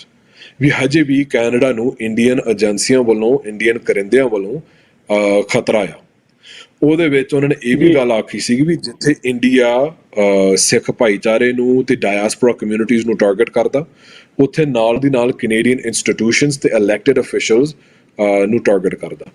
ਤੇ ਉਹਦੇ ਵਿੱਚ ਮੈਂ ਉਹ ਇੱਕ ਹਿੱਸਾ ਮੈਂ ਪੜ੍ਹਨਾ ਚਾਹੁੰਦਾ ਆ ਵੀ ਉਹ ਰਿਪੋਰਟ ਵਿੱਚ ਲਿਖਿਆ ਗਿਆ, these activities attempt to steer Canada's positions into alignment with India's interests on key issues, particularly with respect to how the Indian government perceives Canada-based supporters of an independent homeland that they call Khalistan. ਸੋ ਸੀਸਿਸ ਸਪਸ਼ਟ ਸ਼ਬਦਾਂ ਦੇ ਵਿੱਚ ਕਹਿ ਰਿਹਾ ਵੀ ਜੋ India ਵੱਲੋਂ foreign interference ਕੀਤੀ ਜਾ ਰਹੀ ਆ ਉਹਦਾ ਇੱਕ ਮੁੱਖ ਮਨੋਰਥ, ਉਹਨਾਂ ਦਾ ਟੀਚਾ ਉਦੇਸ਼ ਜਿਹੜਾ ਉਹਨਾਂ ਦਾ ਹੈਗਾ ਉਹ ਇਹੀ ਆ ਵੀ ਕੈਨੇਡੀਅਨ ਸਥਾਪਤੀ ਨੂੰ ਵਰਗਲਾ ਕੇ ਜਾਂ ਮੈਨੀਪੂਲੇਟ ਕਰਕੇ ਵੀ ਜੋ ਕੈਨੇਡਾ ਵਿੱਚ ਸਥਿਤ ਜਿਹੜੇ ਖਾਲਿਸਤਾਨੀ ਕਾਰਕੁਨ ਹੈਗੇ ਆ, ਜੋ ਸਿੱਖ ਆਗੂ ਤੇ ਸਿੱਖ ਨੌਜਵਾਨ ਖਾਲਿਸਤਾਨ ਦੀ ਗੱਲ ਕਰ ਰਹੇ ਆ, ਉਹਨਾਂ ਨੂੰ ਟਾਰਗੇਟ ਕਰਨ ਵਾਸਤੇ ਕੈਨੇਡੀਅਨ ਪਾਲਿਸੀ ਇੰਡੀਆ ਦੇ ਨਾਲ ਅਲਾਈਨਮੈਂਟ ਕੀਤੀ ਜਾਵੇ। ਸੋ ਇਹ ਆਪਾਂ ਨਹੀਂ ਕਹਿ ਰਹੇ, ਇਹ ਕੈਨੇਡਾ ਵੱਲੋਂ ਕੈਨੇਡੀਅਨ ਏਜੰਸੀ ਵੱਲੋਂ ਜਿਹੜੀ ਪਬਲਿਕ ਰਿਪੋਰਟ ਹੈਗੀ ਆ ਉਹਨਾਂ ਵੱਲੋਂ ਲਿਖੀ ਗਈ ਹੈ। ਨਾਲ ਦੇ ਨਾਲ ਅਗਲੇ ਪੈਰੇ ਦੇ ਵਿੱਚ ਉਹਨਾਂ ਨੇ ਲਿਖਿਆ ਸਾਫ਼ ਸ਼ਬਦਾਂ ਦੇ ਵਿੱਚ ਵੀ ਨਰਿੰਦਰ ਮੋਦੀ ਦੇ ਰੀ-ਇਲੈਕਸ਼ਨ ਦੇ ਨਾਲ India's political course will be a continuation of a Hindu nationalist policy agenda. ਵੀ ਉਹਨਾਂ ਨੂੰ ਇਹ ਗੱਲ ਸਮਝ ਹੈਗੀ ਹੈ। ਸੋ ਕਈ ਵਾਰੀ ਕਈ ਸਿੱਖਾਂ ਨੂੰ ਆਪਣੇ ਕਈ ਜਦੋਂ ਆਪਾਂ ਪੰਥਕ ਵਿਚਾਰਾਂ ਵੀ ਕਰਦੇ ਹਾਂ ਆਪਣੇ ਜਥੇਬੰਦੀਆਂ ਦੇ ਵਿੱਚ ਜਾਂ ਸੰਸਥਾਵਾਂ ਦੇ ਅੰਦਰ ਖਾਤੇ, ਕਈ ਵੀਰਾਂ ਦਾ ਭੁਲੇਖਾ ਇਹ ਹੁੰਦਾ ਆ ਵੀ ਸਾਨੂੰ ਕੈਨੇਡਾ ਨੂੰ ਜਾਂ ਪਬਲਿਕ ਨੂੰ ਐਜੂਕੇਟ ਕਰਨ ਦੀ ਲੋੜ ਹੈਗੀ ਹੈ ਵੀ ਉਹਨਾਂ ਨੂੰ ਪਤਾ ਨਹੀਂ ਸਾਡੇ ਮਸਲਿਆਂ ਬਾਰੇ। ਇਸ ਰਿਪੋਰਟ ਤੋਂ ਸਾਫ਼ ਸ਼ਬਦਾਂ ਦੇ ਵਿੱਚ ਉਹਨਾਂ ਨੇ ਕਿਹਾ ਤੇ ਸਪਸ਼ਟ ਹੁੰਦਾ ਵੀ ਕੈਨੇਡੀਅਨ ਏਜੰਸੀਆਂ ਨੂੰ ਸਾਰਾ ਕੁਝ ਪਤਾ ਹੈ, ਕਿਸ ਤਰੀਕੇ ਨਾਲ ਫੋਰਨ ਇੰਟਰਫੇਰੈਂਸ ਕੀਤੀ ਜਾ ਰਹੀ ਹੈ, ਕਿਸ ਤਰੀਕੇ ਨਾਲ ਕੈਨੇਡੀਅਨ ਪਾਲਿਸੀ ਨੂੰ ਮੈਨੀਪੂਲੇਟ ਕੀਤਾ ਜਾਂਦਾ ਹੈ ਤੇ ਕਿਸ ਤਰੀਕੇ ਦੇ ਨਾਲ ਜੋ ਇੰਡੀਆ ਦੀ ਅਸਲੀਅਤ ਆ ਉਹ ਜੋ ਹਿੰਦੂ ਰਾਸ਼ਟਰਵਾਦ ਜਾਂ ਹਿੰਦੂ ਫਾਸ਼ੀਵਾਦ ਦਾ ਜਿਹੜਾ ਰੁਝਾਨ ਹੈ ਕਿ ਇੰਡੀਆ ਦੇ ਵਿੱਚ ਵੱਧ ਰਿਹਾ, ਕੈਨੇਡੀਅਨ ਏਜੰਸੀਆਂ ਸਾਰਾ ਕੁਝ ਪਛਾਣਦੀਆਂ। ਗਾਂ ਜਾ ਕੇ ਇੱਕ ਹੋਰ ਹਿੱਸੇ ਦੇ ਵਿੱਚ ਸੀਸਸ ਵੱਲੋਂ ਲਿਖਿਆ ਗਿਆ ਵੀ ਸੀਸਸ noted that this form of interference, ਜਦੋਂ ਸਿੱਖਾਂ ਨੂੰ ਨਿਸ਼ਾਨਾ ਬਣਾਇਆ ਜਾਂਦਾ ਹੈ ਟ੍ਰਾਂਸਨੈਸ਼ਨਲ ਰਿਪਰੈਸ਼ਨ ਰਾਹੀਂ, plays a central role in India's activity in Canada. So Canada ਇਹ ਕਹਿ ਰਿਹਾ ਵੀ ਜੋ ਟ੍ਰਾਂਸਨੈਸ਼ਨਲ ਰਿਪਰੈਸ਼ਨ ਆ, ਜੋ ਸਿੱਖਾਂ ਖਿਲਾਫ ਹਿੰਸਕ ਕਾਰਵਾਈਆਂ ਕੀਤੀਆਂ ਜਾ ਰਹੀਆਂ, ਉਹ ਇੰਡੀਅਨ ਫੋਰਨ ਇੰਟਰਫੇਰੈਂਸ ਦੀ ਜਿਹੜੀ ਪਾਲਿਸੀ ਹੈਗੀ ਉਹਦੇ ਵਿੱਚ ਇੱਕ ਕੇਂਦਰੀ ਭੂਮਿਕਾ ਨਿਭਾਉਣ ਵਾਲਾ ਉਹਨਾਂ ਦਾ ਹਿੱਸਾ ਆ। ਸੋ ਇਹਦੇ ਵਿੱਚ ਕੋਈ ਦੋ ਰਾਵਾਂ ਨਹੀਂ ਹੈਗੀਆਂ ਵੀ ਇੰਡੀਆ ਹਜੇ ਵੀ ਸਰਗਰਮ ਹੈਗਾ, ਹਜੇ ਵੀ ਸਿੱਖ ਆਗੂਆਂ ਨੂੰ, ਸਿੱਖ ਸੰਸਥਾਵਾਂ ਨੂੰ ਟਾਰਗੇਟ ਕਰ ਰਿਹਾ, ਤੇ ਨਾਲ ਦੇ ਨਾਲ ਕੈਨੇਡੀਅਨ ਸੰਸਥਾਵਾਂ ਨੂੰ, ਕੈਨੇਡੀਅਨ ਪਾਲਿਸੀ ਮੇਕਰਸ ਨੂੰ ਵੀ ਉਹ ਟਾਰਗੇਟ ਕਰ ਰਿਹਾ। ਜਦੋਂ ਫੋਰਨ ਇੰਟਰਫੇਰੈਂਸ ਕਮਿਸ਼ਨ ਵਿੱਚ ਜਦੋਂ ਆਪਾਂ ਕੁਝ ਸਬੂਤ ਕਮਿਸ਼ਨ ਦੇ ਸਾਹਮਣੇ ਆਪਾਂ ਰੱਖੇ ਸੀਗੇ, ਉਹਦੇ ਵਿੱਚ ਇੱਕ ਸੀਸਸ ਦੀ ਇੱਕ ਖੁਫੀਆ ਰਿਪੋਰਟ ਸੀਗੀ ਜਿਹਦੇ ਵਿੱਚ ਸੀਸਸ ਨੇ ਸਪਸ਼ਟ ਸ਼ਬਦਾਂ ਦੇ ਵਿੱਚ ਕਿਹਾ ਵੀ ਜਿਹੜੀ Hindu centric government of India ਹੈਗੀ ਆ, ਉਹਦਾ ਜਿਹੜਾ ਫੋਰਨ ਇੰਟਰਫੇਰੈਂਸ ਦਾ ਜਿਹੜਾ ਉਹਦਾ ਇੱਕ ਪ੍ਰਾਇਮਰੀ ਟਾਰਗੇਟ ਜਾਂ ਮੁੱਖ ਉਦੇਸ਼ ਇਹੀ ਆ ਵੀ ਜਿਹੜੇ ਸਿੱਖ ਪਬਲਿਕ ਲਾਈਫ ਜਾਂ ਪੋਲੀਟੀਕਲ ਲਾਈਫ ਦੇ ਵਿੱਚ ਸਰਗਰਮ ਹੈਗੇ ਆ, ਕਿਸੇ ਵੀ ਜਨਤਕ ਅਦਾਰੇ ਦੇ ਵਿੱਚ ਸਰਗਰਮ ਹੋਣ, ਭਾਵੇਂ ਸੱਭਿਆਚਾਰਕ ਅਦਾਰੇ ਹੋਣ, ਭਾਵੇਂ ਜਿਹੜੇ ਆਰਟਸ ਐਂਡ ਕਲਚਰ ਦੇ ਵਿੱਚ ਹੋਵੇ, ਭਾਵੇਂ ਮੀਡੀਆ ਦੇ ਵਿੱਚ ਹੋਵੇ, ਭਾਵੇਂ ਪੋਲਿਟਿਕਸ ਦੇ ਵਿੱਚ ਹੋਵੇ, ਭਾਵੇਂ ਹੋਰ ਕਿਸੇ ਵੀ ਖੇਤਰ ਦੇ ਵਿੱਚ ਸਰਗਰਮ ਹੋਣ, ਉਹਨਾਂ ਨੂੰ ਟਾਰਗੇਟ ਕਰਕੇ ਹਾਸ਼ੀਆ ਤੇ ਕਿਸ ਤਰੀਕੇ ਨਾਲ ਧੱਕਿਆ ਜਾ ਸਕਦਾ ਹੈ, ਸਿੱਖਾਂ ਨੂੰ ਪਬਲਿਕ ਲਾਈਫ ਚੋਂ ਮਨਫੀ ਕਰ ਦੇਣਾ ਹੈ। ਸੋ ਉਹਦੇ ਵਿੱਚ ਜਿਹੜੇ ਡਿਸਇਨਫੋਰਮੇਸ਼ਨ ਨੈਟਵਰਕਸ ਹੈਗੇ ਆ, ਉਹਦੀ ਇੱਕ ਖਾਸ ਭੂਮਿਕਾ ਆਪਾਂ ਕਹਿ ਸਕਦੇ ਹਾਂ ਵੀ ਉਹਨਾਂ ਦੀ ਹੁੰਦੀ ਆ। ਸੋ ਜਦੋਂ ਇੰਡੀਆ ਜਾਣ ਬੁੱਝ ਕੇ ਡਿਸਇਨਫੋਰਮੇਸ਼ਨ ਫੈਲਾਉਂਦਾ ਆ ਕੈਨੇਡਾ ਦੇ ਵਿੱਚ, ਮੀਡੀਆ ਦੇ ਵਿੱਚ ਤੇ ਪੋਲੀਟੀਕਲ ਅਦਾਰੇ, ਰਾਜਸੀ ਅਦਾਰਿਆਂ ਦੇ ਵਿੱਚ, ਸਿੱਖਾਂ ਨੂੰ ਅੱਤਵਾਦ ਦੇ ਨਾਲ ਜੋੜਨ ਦੇ ਨਾਲ ਜਾਂ ਨਾਰਕੋ ਟੈਰਰਿਜ਼ਮ, ਗੈਂਗਾਂ ਦੇ ਨਾਲ, ਆਰਗੇਨਾਈਜ਼ਡ ਕ੍ਰਾਈਮ ਦੇ ਨਾਲ, ਜੁਰਮ ਦੇ ਨਾਲ ਜੋੜ ਕੇ ਆਪਣੇ ਸੰਘਰਸ਼ ਨੂੰ ਉਸ ਤਰੀਕੇ ਦੇ ਨਾਲ ਸਿੱਖਾਂ ਨੂੰ ਬਦਨਾਮ ਕਰਕੇ ਕੈਨੇਡੀਅਨ ਏਜੰਸੀਆਂ ਵੱਲੋਂ ਟਾਰਗੇਟ ਕਰਵਾਉਣ ਦੀ ਕੋਸ਼ਿਸ਼ ਕੀਤੀ ਜਾਂਦੀ ਹੈ। ਸੋ ਜਦੋਂ ਕਿ ਇਹ ਇੱਕ ਹਿੱਸਾ ਹੈਗਾ ਸੀਸਸ ਰਿਪੋਰਟ ਦੇ ਵਿੱਚ, ਉਹਦਾ ਨਾਲ ਜਿਹੜਾ ਜੁੜਵਾਂ ਹਿੱਸਾ ਹੈਗਾ ਜਿਹੜੇ ਵਾਇਲੈਂਟ ਐਕਸਟ੍ਰੀਮਿਜ਼ਮ ਵਾਲੇ ਹਿੱਸੇ ਦੇ ਵਿੱਚ, ਜਿਹਦੇ ਵਿੱਚ 7 ਸਾਲਾਂ ਬਾਅਦ ਸੀਸਸ ਨੇ ਇਹ ਗੱਲ ਲਿਖੀ ਹੈਗੀ ਆ ਵੀ ਜੋ ਕੈਨੇਡਾ ਦੇ ਵਿੱਚ ਜਿਹੜੇ ਥ੍ਰੈਟਸ ਹੈਗੇ, ਜਿਹੜੇ ਟਾਰਗੇਟ ਹੈਗੇ ਆ, ਉਹ ਉਹਨਾਂ ਦੇ ਸ਼ਬਦਾਂ ਦੇ ਵਿੱਚ ਕੈਨੇਡਾ ਬੇਸਡ ਖਾਲਿਸਤਾਨੀ ਐਕਸਟ੍ਰੀਮਿਸਟਸ ਵੱਲੋਂ ਉਹ ਜਿਹੜਾ ਖਤਰਾ ਆ ਉਹ ਹਜੇ ਬਰਕਰਾਰ ਹੈਗਾ। ਸੋ ਉਹਦੇ ਵਿੱਚ ਉਹਨਾਂ ਨੇ ਕਿਹਾ ਵੀ the politically motivated violent extremism threat in Canada has manifested primarily through Canada-based Khalistani extremism. ਵੀ ਜੋ political motivated, ਜੋ ਉਹਨਾਂ ਦੇ ਸ਼ਬਦਾਂ ਦੇ ਵਿੱਚ ਐਕਸਟ੍ਰੀਮਿਜ਼ਮ ਹੁੰਦੀ ਆ,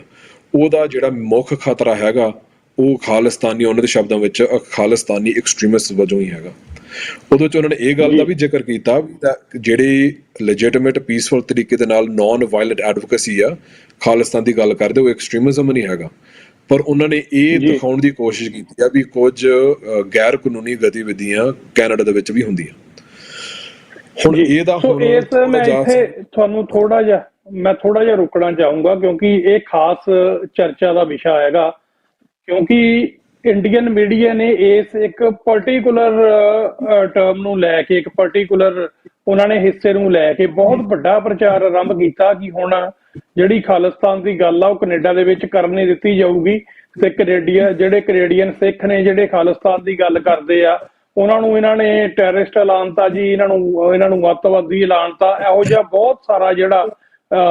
ਫੇਕ ਪ੍ਰੋਪਗੈਂਡਾ ਜਿਹੜਾ ਇੰਡੀਆ ਨੇ ਸ਼ੁਰੂ ਕਰ ਦਿੱਤਾ। ਹੁਣ ਮੈਂ ਤੁਹਾਡੇ ਤੋਂ ਇਹ ਜ਼ਰੂਰ ਜਾਣਨਾ ਚਾਹਾਂਗਾ ਕਿਉਂਕਿ ਤੁਸੀਂ ਬਰੀਕੇ ਦੇ ਨਾਲ ਐਜ਼ ਏ ਲਾਇਰ ਇਹਨੂੰ ਸਾਰੀ ਰਿਪੋਰਟ ਨੂੰ ਪੜ੍ਹਿਆ ਤੇ ਇਹਨੂੰ ਤੁਸੀਂ ਇਹਦੇ ਜਿਹੜੇ ਕਾਨੂੰਨੀ ਪੱਖ ਨੇ ਉਹਦੇ ਹਿਸਾਬ ਨਾਲ ਗੱਲ ਕਰ ਰਹੇ ਹੋ।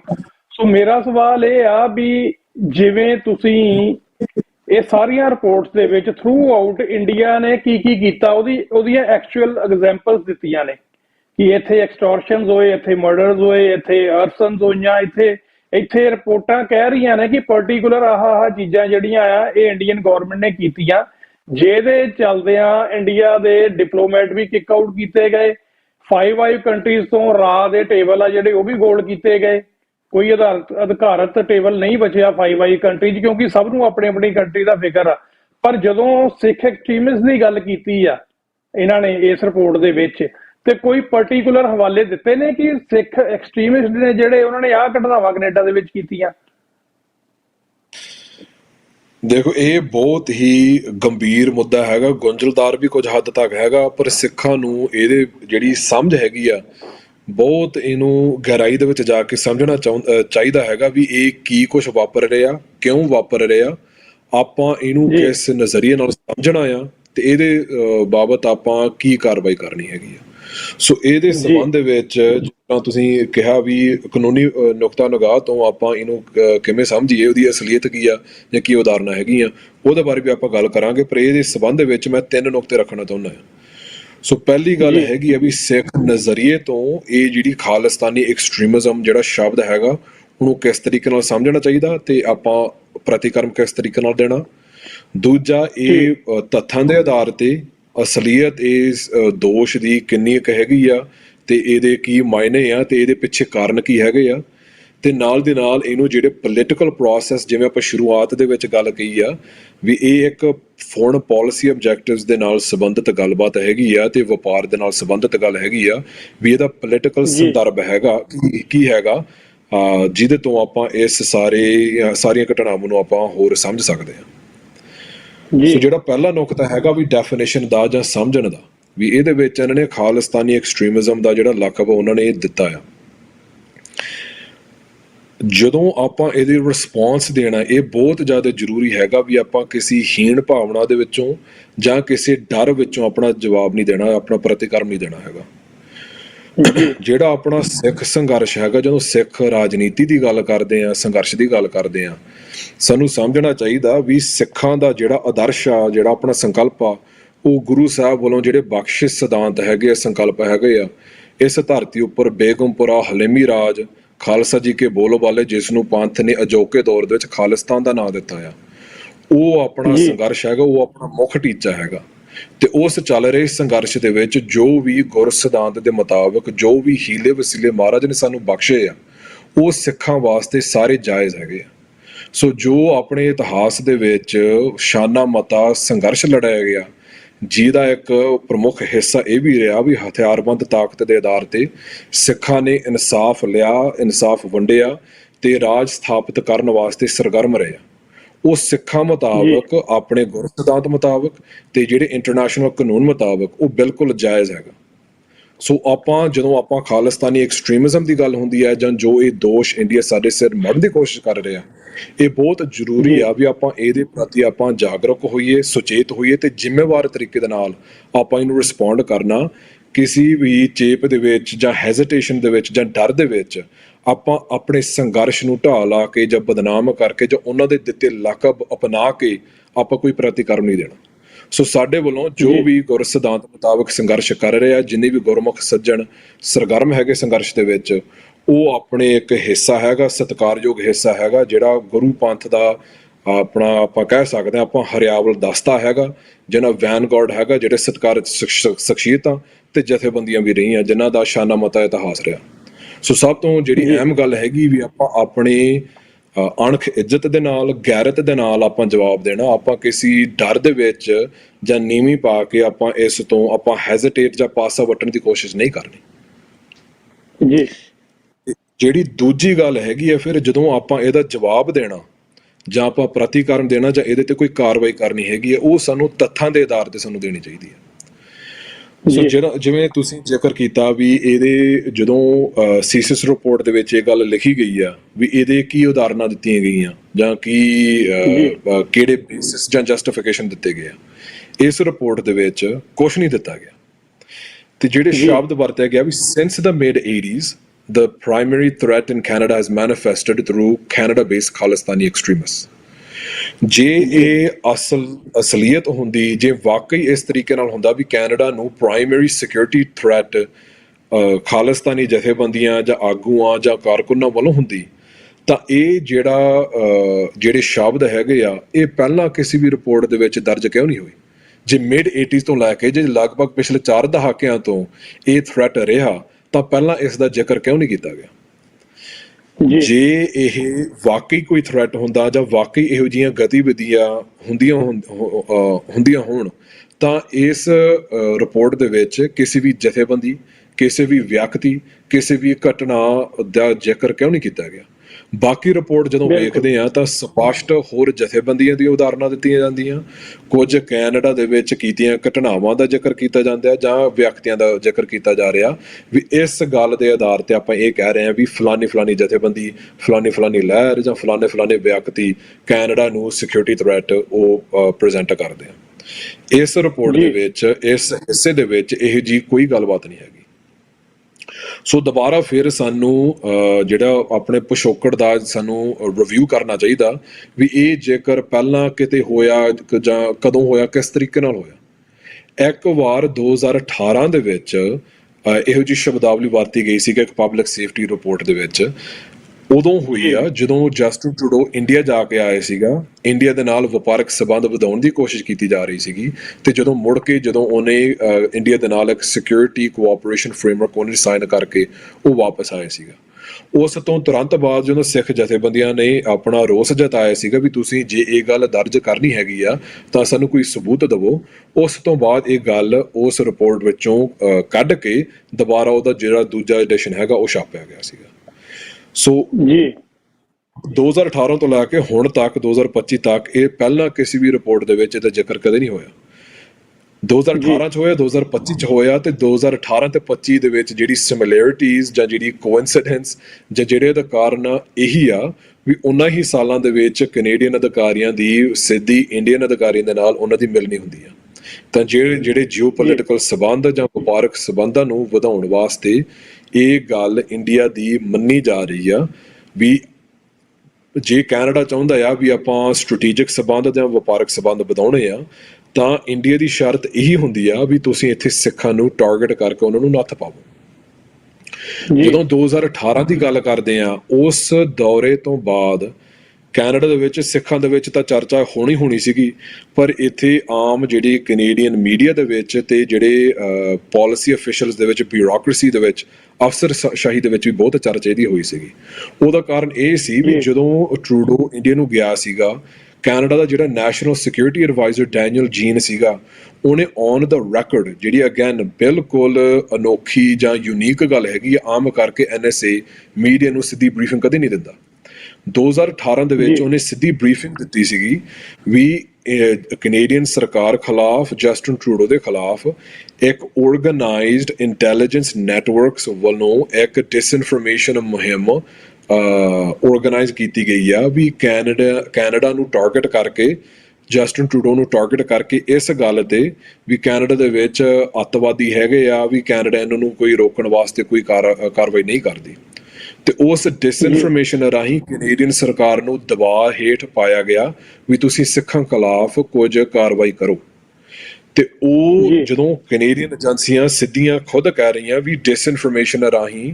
ਇੰਡੀਅਨ ਇੰਟੈਲੀਜੈਂਸ ਏਜੰਸੀਆਂ ਕੈਨੇਡਾ ਨੂੰ ਪ੍ਰੈਸ਼ਰ ਕਰ ਰਹੀਆਂ, ਉਹ ਪ੍ਰੈਸ਼ਰ ਮੰਨ ਕੇ, ਉਹ ਦਬਾਅ ਮੰਨ ਕੇ ਕੈਨੇਡੀਅਨ ਸਰਕਾਰ ਨੇ 2018 ਦੇ ਵਿੱਚ ਕੁਝ ਅਹਿਮ ਸਟੈਪ ਲਏ, ਜਿੱਥੇ ਪਬਲਿਕ ਸੇਫਟੀ ਰਿਪੋਰਟ ਦੇ ਵਿੱਚ ਸਿੱਖਾਂ ਦਾ ਪਹਿਲੀ ਵਾਰ ਜ਼ਿਕਰ ਕੀਤਾ ਗਿਆ। ਬਹੁਤ ਸਾਰੇ ਜਿਹੜੇ ਸਿੱਖ ਨੌਜਵਾਨ ਹੈਗੇ ਆ ਕੈਨੇਡਾ ਦੇ ਵਿੱਚ, ਜਿਹੜੇ ਖਾਲਿਸਤਾਨ ਦੀ ਵਕਾਲਤ ਜਾਂ ਖਾਲਿਸਤਾਨ ਦੇ ਸੰਘਰਸ਼ ਦੇ ਵਿੱਚ ਵੱਖ-ਵੱਖ ਤਰੀਕੇ ਦੇ ਨਾਲ ਆਪਣਾ ਯੋਗਦਾਨ ਪਾ ਰਹੇ ਆ, ਭਾਈ ਹਰਦੀਪ ਸਿੰਘ ਨਿੱਜਰ ਸਮੇਤ ਉਹਨਾਂ ਨੂੰ ਨੋ ਫਲਾਈ ਲਿਸਟ ਤੇ ਪਾਇਆ ਗਿਆ। ਉਹਨਾਂ ਨੂੰ ਸਿਕਿਉਰਿਟੀ ਏਜੰਸੀਆਂ ਵੱਲੋਂ ਉਹਨਾਂ ਨੂੰ ਹਰਾਸ ਕੀਤਾ ਗਿਆ ਤੇ ਹੋਰ ਬਹੁਤ ਸਾਰੀਆਂ ਕਾਰਵਾਈਆਂ ਇਹੋ ਜਿਹੀਆਂ ਕੀਤੀਆਂ ਗਈਆਂ ਸੀਗੀਆਂ। ਸੋ ਉਹਦਾ ਡਾਇਰੈਕਟ ਜਿਹੜਾ ਰਿਜ਼ਲਟ, ਜਿਹੜੀ ਉਹਦੀ ਕਨੈਕਸ਼ਨ ਹੈਗੀ ਆ, ਉਹ ਪੋਲੀਟੀਕਲ ਪ੍ਰੋਸੈਸ ਦੇ ਨਾਲ ਸੀ ਵੀ ਕੈਨੇਡਾ ਨੇ ਇੱਕ ਪੋਲੀਟੀਕਲ ਡਿਸੀਜਨ ਲਿਆ ਸੀਗਾ, ਇੰਡੀਅਨ ਪ੍ਰੈਸ਼ਰ, ਇੰਡੀਅਨ ਦਬਾਅ ਮੰਨ ਕੇ, ਤੇ ਫਿਰ ਉਸ ਤੋਂ ਬਾਅਦ ਸਿੱਖਾਂ ਦੇ ਖਿਲਾਫ, ਸਿੱਖ ਐਕਟਿਵਿਸਟ ਦੇ ਖਿਲਾਫ ਉਹਨਾਂ ਨੇ ਕਾਰਵਾਈ ਕਰਨੀ ਸ਼ੁਰੂ ਕਰ ਦਿੱਤੀ ਸੀਗੀ। ਸੋ ਹੁਣ ਉਸ ਹੀ ਤਰਜ਼ ਤੇ ਕੁਝ ਸਾਲਾਂ ਬਾਅਦ ਜਦੋਂ ਕੈਨੇਡੀਅਨ ਏਜੰਸੀ ਨੂੰ ਹੌਲੀ-ਹੌਲੀ ਪਤਾ ਲੱਗਣ ਲੱਗ ਗਿਆ ਵੀ ਆਪਾਂ ਇੰਡੀਆ ਤੇ ਆਪਾਂ ਰਿਲਾਈ ਜਾਂ ਇਤਬਾਰ ਨਹੀਂ ਕਰ ਸਕਦੇ, ਪਰ ਫਿਰ ਵੀ ਜਦੋਂ ਆਪਾਂ ਫਾਸਟ ਫੋਰਵਰਡ ਅੱਜ ਤੱਕ 2025 ਵੱਲ ਆਪਾਂ ਉਹਨੂੰ ਫਾਸਟ ਫੋਰਵਰਡ ਕਰਦੇ ਹਾਂ ਤਾਂ ਦੁਬਾਰਾ ਉਹ ਜਿਹੇ ਸੰਕੇਤ ਦੁਬਾਰਾ ਮਿਲਣੇ ਸ਼ੁਰੂ ਹੋ ਗਏ ਵੀ ਜਿੱਥੇ ਕੈਨੇਡਾ ਨੇ ਆਪਣੇ ਫੋਰਨ ਪਾਲਿਸੀ ਹਿੱਤਾਂ ਕਰਕੇ ਜਾਂ ਵਪਾਰਕ ਹਿੱਤਾਂ ਕਰਕੇ ਇੰਡੀਆ ਨਾਲ ਸਬੰਧ ਵਧਾਉਣ ਦੀ ਕੋਸ਼ਿਸ਼ ਕੀਤੀ ਆ, ਤਾਂ ਨਾਲ ਦੀ ਨਾਲ ਇਹੋ ਜਿਹੀਆਂ ਰਿਪੋਰਟਾਂ ਦੇ ਵਿੱਚ ਇਹੋ ਜਿਹੀ ਬੇਬੁਨਿਆਦ ਦੋਸ਼ ਸਿੱਖਾਂ ਤੇ ਲਾ ਕੇ ਕੈਨੇਡੀਅਨ ਜਿਹੜੀ ਸਥਾਪਤੀ ਹੈਗੀ ਨੈਸ਼ਨਲ ਸਿਕਿਉਰਿਟੀ ਆਪਰੇਟਸ ਹੈਗਾ, ਉਹ ਦੁਬਾਰਾ ਸਿੱਖ ਐਕਟਿਵਿਸਟ ਨੂੰ ਨਿਸ਼ਾਨਾ ਤੇ ਲਿਆਉਣ ਦੀ ਕੋਸ਼ਿਸ਼ ਜਾਂ ਕਾਰਵਾਈਆਂ ਆਰੰਭ ਦਿੱਤੀਆਂ ਗਈਆਂ। ਜਿਹਦੇ ਵਿੱਚ ਇਮੀਗ੍ਰੇਸ਼ਨ ਖੇਤਰ ਦੇ ਵਿੱਚ ਕਈ ਬਹੁਤ ਸਾਰੇ ਨੌਜਵਾਨਾਂ ਨੂੰ ਡੀਪੋਰਟੇਸ਼ਨ ਵਾਸਤੇ ਚਿੱਠੀਆਂ ਉਹਨਾਂ ਨੇ ਭੇਜਣੀਆਂ ਸ਼ੁਰੂ ਕਰ ਦਿੱਤੀਆਂ ਤੇ ਹੋਰ ਸਰਵੇਲੈਂਸ ਤਾਂ ਸਿਕਿਉਰਿਟੀ ਕੋਆਪਰੇਸ਼ਨ ਇਨਫੋਰਮੇਸ਼ਨ ਸ਼ੇਅਰਿੰਗ ਦੀ ਜਿਹੜੇ ਪ੍ਰੋਸੈਸ ਹੈਗੇ ਆ ਉਹ ਦੁਬਾਰਾ ਤੋਂ ਉਹਨਾਂ ਨੇ ਸ਼ੁਰੂ ਕਰ ਦਿੱਤੇ ਆ। ਸੋ ਇਸ ਤੋਂ ਸਾਨੂੰ ਸੁਚੇਤ ਹੋਣ ਦੀ ਲੋੜ ਹੈਗੀ ਆ ਵੀ ਗੰਭੀਰਤਾ ਦੇ ਨਾਲ ਆਪਾਂ ਜਥੇਬੰਦ ਹੋ ਕੇ ਇਹਨੂੰ ਆਪਾਂ ਰਿਸਪੌਂਸ ਕਿਸ ਤਰੀਕੇ ਨਾਲ ਦੇਣਾ ਆ ਤੇ ਆਪਣੇ ਜਿਹੜੇ ਸਿੱਖ ਨੌਜਵਾਨ ਹੈਗੇ ਜਿਹੜੇ ਨਿਸ਼ਾਨੇ ਤੇ ਲੈਂਦੇ ਜਾ ਰਹੇ ਆ ਉਹਨਾਂ ਦੀ ਡਿਫੈਂਸ ਵਾਸਤੇ ਆਪਾਂ ਸਾਂਝੇ ਤੌਰ ਤੇ ਕੀ ਐਫਰਟ ਕਰ ਸਕਦੇ ਆ। ਤੇ ਇਸ ਸੰਦਰਭ ਦੇ ਵਿੱਚ ਇਹ ਬਹੁਤ ਜ਼ਰੂਰੀ ਹੈਗਾ, ਖਾਸ ਕਰਕੇ ਜਦੋਂ ਆਪਾਂ ਮੋਦੀ ਦੇ ਕੈਨੇਡਾ ਫੇਰੀ ਜਦੋਂ ਆਪਾਂ ਦੇਖਦੇ ਆ, ਜਿਹੜੀਆਂ ਤਸਵੀਰਾਂ ਨਸ਼ਰ ਹੋਈਆਂ, ਜਿਹੜੇ ਵੀਡੀਓਜ਼ ਦੇਖਣ ਨੂੰ ਮਿਲੇ ਆ,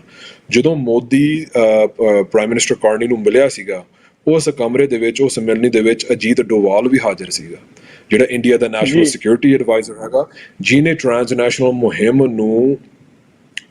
ਸਿਰਫ ਕੋਆਰਡੀਨੇਟ ਹੀ ਨਹੀਂ ਕੀਤਾ ਪਰ ਡਾਇਰੈਕਟ ਤੇ ਓਵਰਸੀ ਉਹਨੇ ਹੀ ਕੀਤਾ ਹੈਗਾ। ਸੋ ਉਹ ਵਿਅਕਤੀ ਹੁਣ ਕੈਨੇਡਾ ਦੇ ਵਿੱਚ ਆ ਕੇ ਪ੍ਰਾਈਮ ਮਿਨਿਸਟਰ ਤੇ ਹੋਰ ਕੈਨੇਡੀਅਨ ਅਧਿਕਾਰੀਆਂ ਨਾਲ ਮਿਲ ਕੇ ਗਿਆ ਤਾਂ ਉਹਨਾਂ ਦਾ ਇਸ਼ਾਰਾ ਜਾਂ ਉਹਨਾਂ ਦਾ ਟਾਰਗੇਟ ਇਹੀ ਹੋਣਾ ਵੀ ਸਿੱਖ ਆਗੂਆਂ ਨੂੰ, ਸਿੱਖ ਨੌਜਵਾਨਾਂ ਨੂੰ ਕਿਸ ਤਰੀਕੇ ਨਾਲ ਟਾਰਗੇਟ ਕੀਤਾ ਜਾਵੇ। ਭਾਵੇਂ ਕਿ ਇਹ ਗੱਲਾਂ ਬਿਲਕੁਲ ਬੇਬੁਨਿਆਦ ਹੈਗੀਆਂ, ਕੈਨੇਡਾ ਦੇ ਵਿੱਚ ਕੋਈ ਵੀ ਇਹੋ ਜਿਹੀ ਕਾਰਵਾਈ ਦੇ ਸਬੂਤ ਕਦੇ ਨਹੀਂ ਮਿਲੇ। ਜਿਹੜੇ ਨੋ ਫਲਾਈ ਲਿਸਟ ਦੇ ਵੀ ਨੌਜਵਾਨ ਲਾਏ ਗਏ ਆ, ਜਦੋਂ ਤੁਸੀਂ ਉਹਨਾਂ ਦੀ ਕੇਸਾਂ ਦੀ ਸਾਰੀ ਰੈਕੋਰਡ ਤੁਸੀਂ ਕੱਢੋ ਤਾਂ ਜਿਹੜੇ ਆਧਾਰ ਤੇ ਕੈਨੇਡੀਅਨ ਏਜੰਸੀਆਂ ਨੇ ਉਹਨਾਂ ਨੂੰ ਨੋ ਫਲਾਈ ਲਿਸਟ ਤੇ ਪਾਇਆ ਗਿਆ, ਉਹਨਾਂ ਦੇ ਹਵਾਲੇ ਕਈ ਘਟਨਾਵਾਂ ਦੇ ਵਿੱਚ ਇੰਡੀਅਨ ਮੀਡੀਆ ਅਦਾਰਿਆਂ ਦੇ ਹਵਾਲੇ ਦਿੱਤੇ ਗਏ ਜਾਂ ਉਹਨਾਂ ਦਾ ਸਬੂਤ ਦਿੱਤਾ ਗਿਆ। ਇੱਕ ਨੌਜਵਾਨ ਨੂੰ ਜਿਹਨੂੰ ਨੋ ਫਲਾਈ ਲਿਸਟ ਤੇ ਪਾਇਆ ਗਿਆ ਉਹਦਾ ਜ਼ਿਕਰ ਇਹ ਕੀਤਾ ਗਿਆ ਸੀਗਾ ਵੀ ਉਹਨੇ ਜਗਤਾਰ ਸਿੰਘ ਜੋਹਲ ਦੀ ਗ੍ਰਿਫਤਾਰੀ ਤੋਂ ਬਾਅਦ ਇੱਕ ਗਾਇਕ ਦੀ ਜਿਹੜੀ ਟਵੀਟ ਸੀਗੀ ਉਹਨੂੰ ਰੀਟਵੀਟ ਕੀਤਾ ਗਿਆ ਸੀਗਾ ਵੀ ਕਿਸੇ ਸਿੱਖ ਨੂੰ ਹਿਰਾਸਤ ਦੇ ਵਿੱਚ ਉਹਦੇ ਤੇ ਤਸ਼ੱਦਦ ਨਹੀਂ ਹੋਣਾ ਚਾਹੀਦਾ। ਉਸ ਟਵੀਟ ਦਾ ਸਬੂਤ, ਉਸ ਦਾ ਹਵਾਲਾ ਦਿੰਦਿਆਂ ਹੋਇਆ ਉਹਨਾਂ ਨੂੰ ਨੋ ਫਲਾਈ ਲਿਸਟ ਤੇ ਪਾਇਆ ਗਿਆ। ਸੋ ਜੇ ਕੈਨੇਡੀਅਨ ਅਧਿਕਾਰੀਆਂ ਕੋਲ 1% ਦਾ ਵੀ ਇੱਕ ਸ਼ਰੈਡ ਆਫ ਐਵੀਡੈਂਸ ਹੁੰਦਾ ਤਾਂ ਉਹਨਾਂ ਨੇ ਬਿਲਕੁਲ ਕੋਈ ਕਾਨੂੰਨੀ ਕਾਰਵਾਈ ਕਰਨੀ ਸੀਗੀ ਸਿੱਖਾਂ ਦੇ ਖਿਲਾਫ, ਕਿਉਂਕਿ ਕੋਈ ਸਬੂਤ ਹੈ ਨਹੀਂ, ਕਿਉਂਕਿ ਇਹ ਗੱਲਾਂ ਬਿਲਕੁਲ ਬੇਬੁਨਿਆਦ ਹੈਗੀਆਂ। ਕੋਈ ਵੀ ਇਹੋ ਜਿਹੀ ਕਾਰਵਾਈ, ਕੋਈ ਵੀ ਗਤੀਵਿਧੀ, ਕੋਈ ਵੀ ਕ੍ਰਾਈਮ, ਕੋਈ ਵੀ ਐਕਟ, ਉਹਦਾ ਕਿਸੇ ਵੀ ਤਰੀਕੇ ਦਾ ਕੋਈ ਆਧਾਰ ਨਹੀਂ ਹੈਗਾ ਤੇ ਨਾ ਇਹਦੇ ਕੋਈ ਸਬੂਤ ਹੈਗੇ ਆ ਜੀ। ਸੋ ਹੁਣ ਸਵਾਲ ਇਹ ਇੱਥੇ ਉੱਠਦਾ ਵੀ ਜਿਹੜੀ ਮੈਂ ਪਹਿਲਾਂ ਵੀ ਆਪਣੇ ਸਵਾਲ ਦੇ ਆਖਰੀ ਹਿੱਸੇ ਦੇ ਵਿੱਚ ਗੱਲ ਕਹੀ ਆ ਕਿ ਪਾਲਿਸੀ ਇਸ ਤਰ੍ਹਾਂ ਦੀ ਬਣ ਗਈ ਆ, ਜਾਂ ਤੁਸੀਂ ਕਹਿ ਰਹੇ ਹੋ ਕਿ ਮਾਰਕ ਕਾਰਨੀਏ ਦੇ ਆਉਣ ਤੋਂ ਬਾਅਦ ਪਾਲਿਸੀ ਸ਼ਿਫਟ ਆਇਆ। ਇਹ ਪਾਲਿਸੀ ਬਣਾਉਂਦਾ ਕੌਣ ਆ? ਜਿਨ੍ਹਾਂ ਨੂੰ ਅਸੀਂ ਚੁਣ ਕੇ ਆਪਣੇ ਨੁਮਾਇੰਦੇ ਬਣਾ ਕੇ ਪਾਰਲੀਮੈਂਟ ਦੇ ਵਿੱਚ ਭੇਜਦੇ ਆ, ਉਹਨਾਂ ਦਾ ਕੋਈ ਰੋਲ ਨਹੀਂ ਹੁੰਦਾ ਇਸ ਪਾਲਿਸੀ ਮੇਕਿੰਗ ਦੇ ਵਿੱਚ, ਜਾਂ ਉਹਨਾਂ ਨੂੰ ਪੁੱਛਿਆ ਹੀ ਨਹੀਂ ਜਾਂਦਾ, ਜਾਂ ਫਿਰ ਉਹ ਇੰਟਰਸਟ ਹੀ ਨਹੀਂ ਲੈਂਦੇ,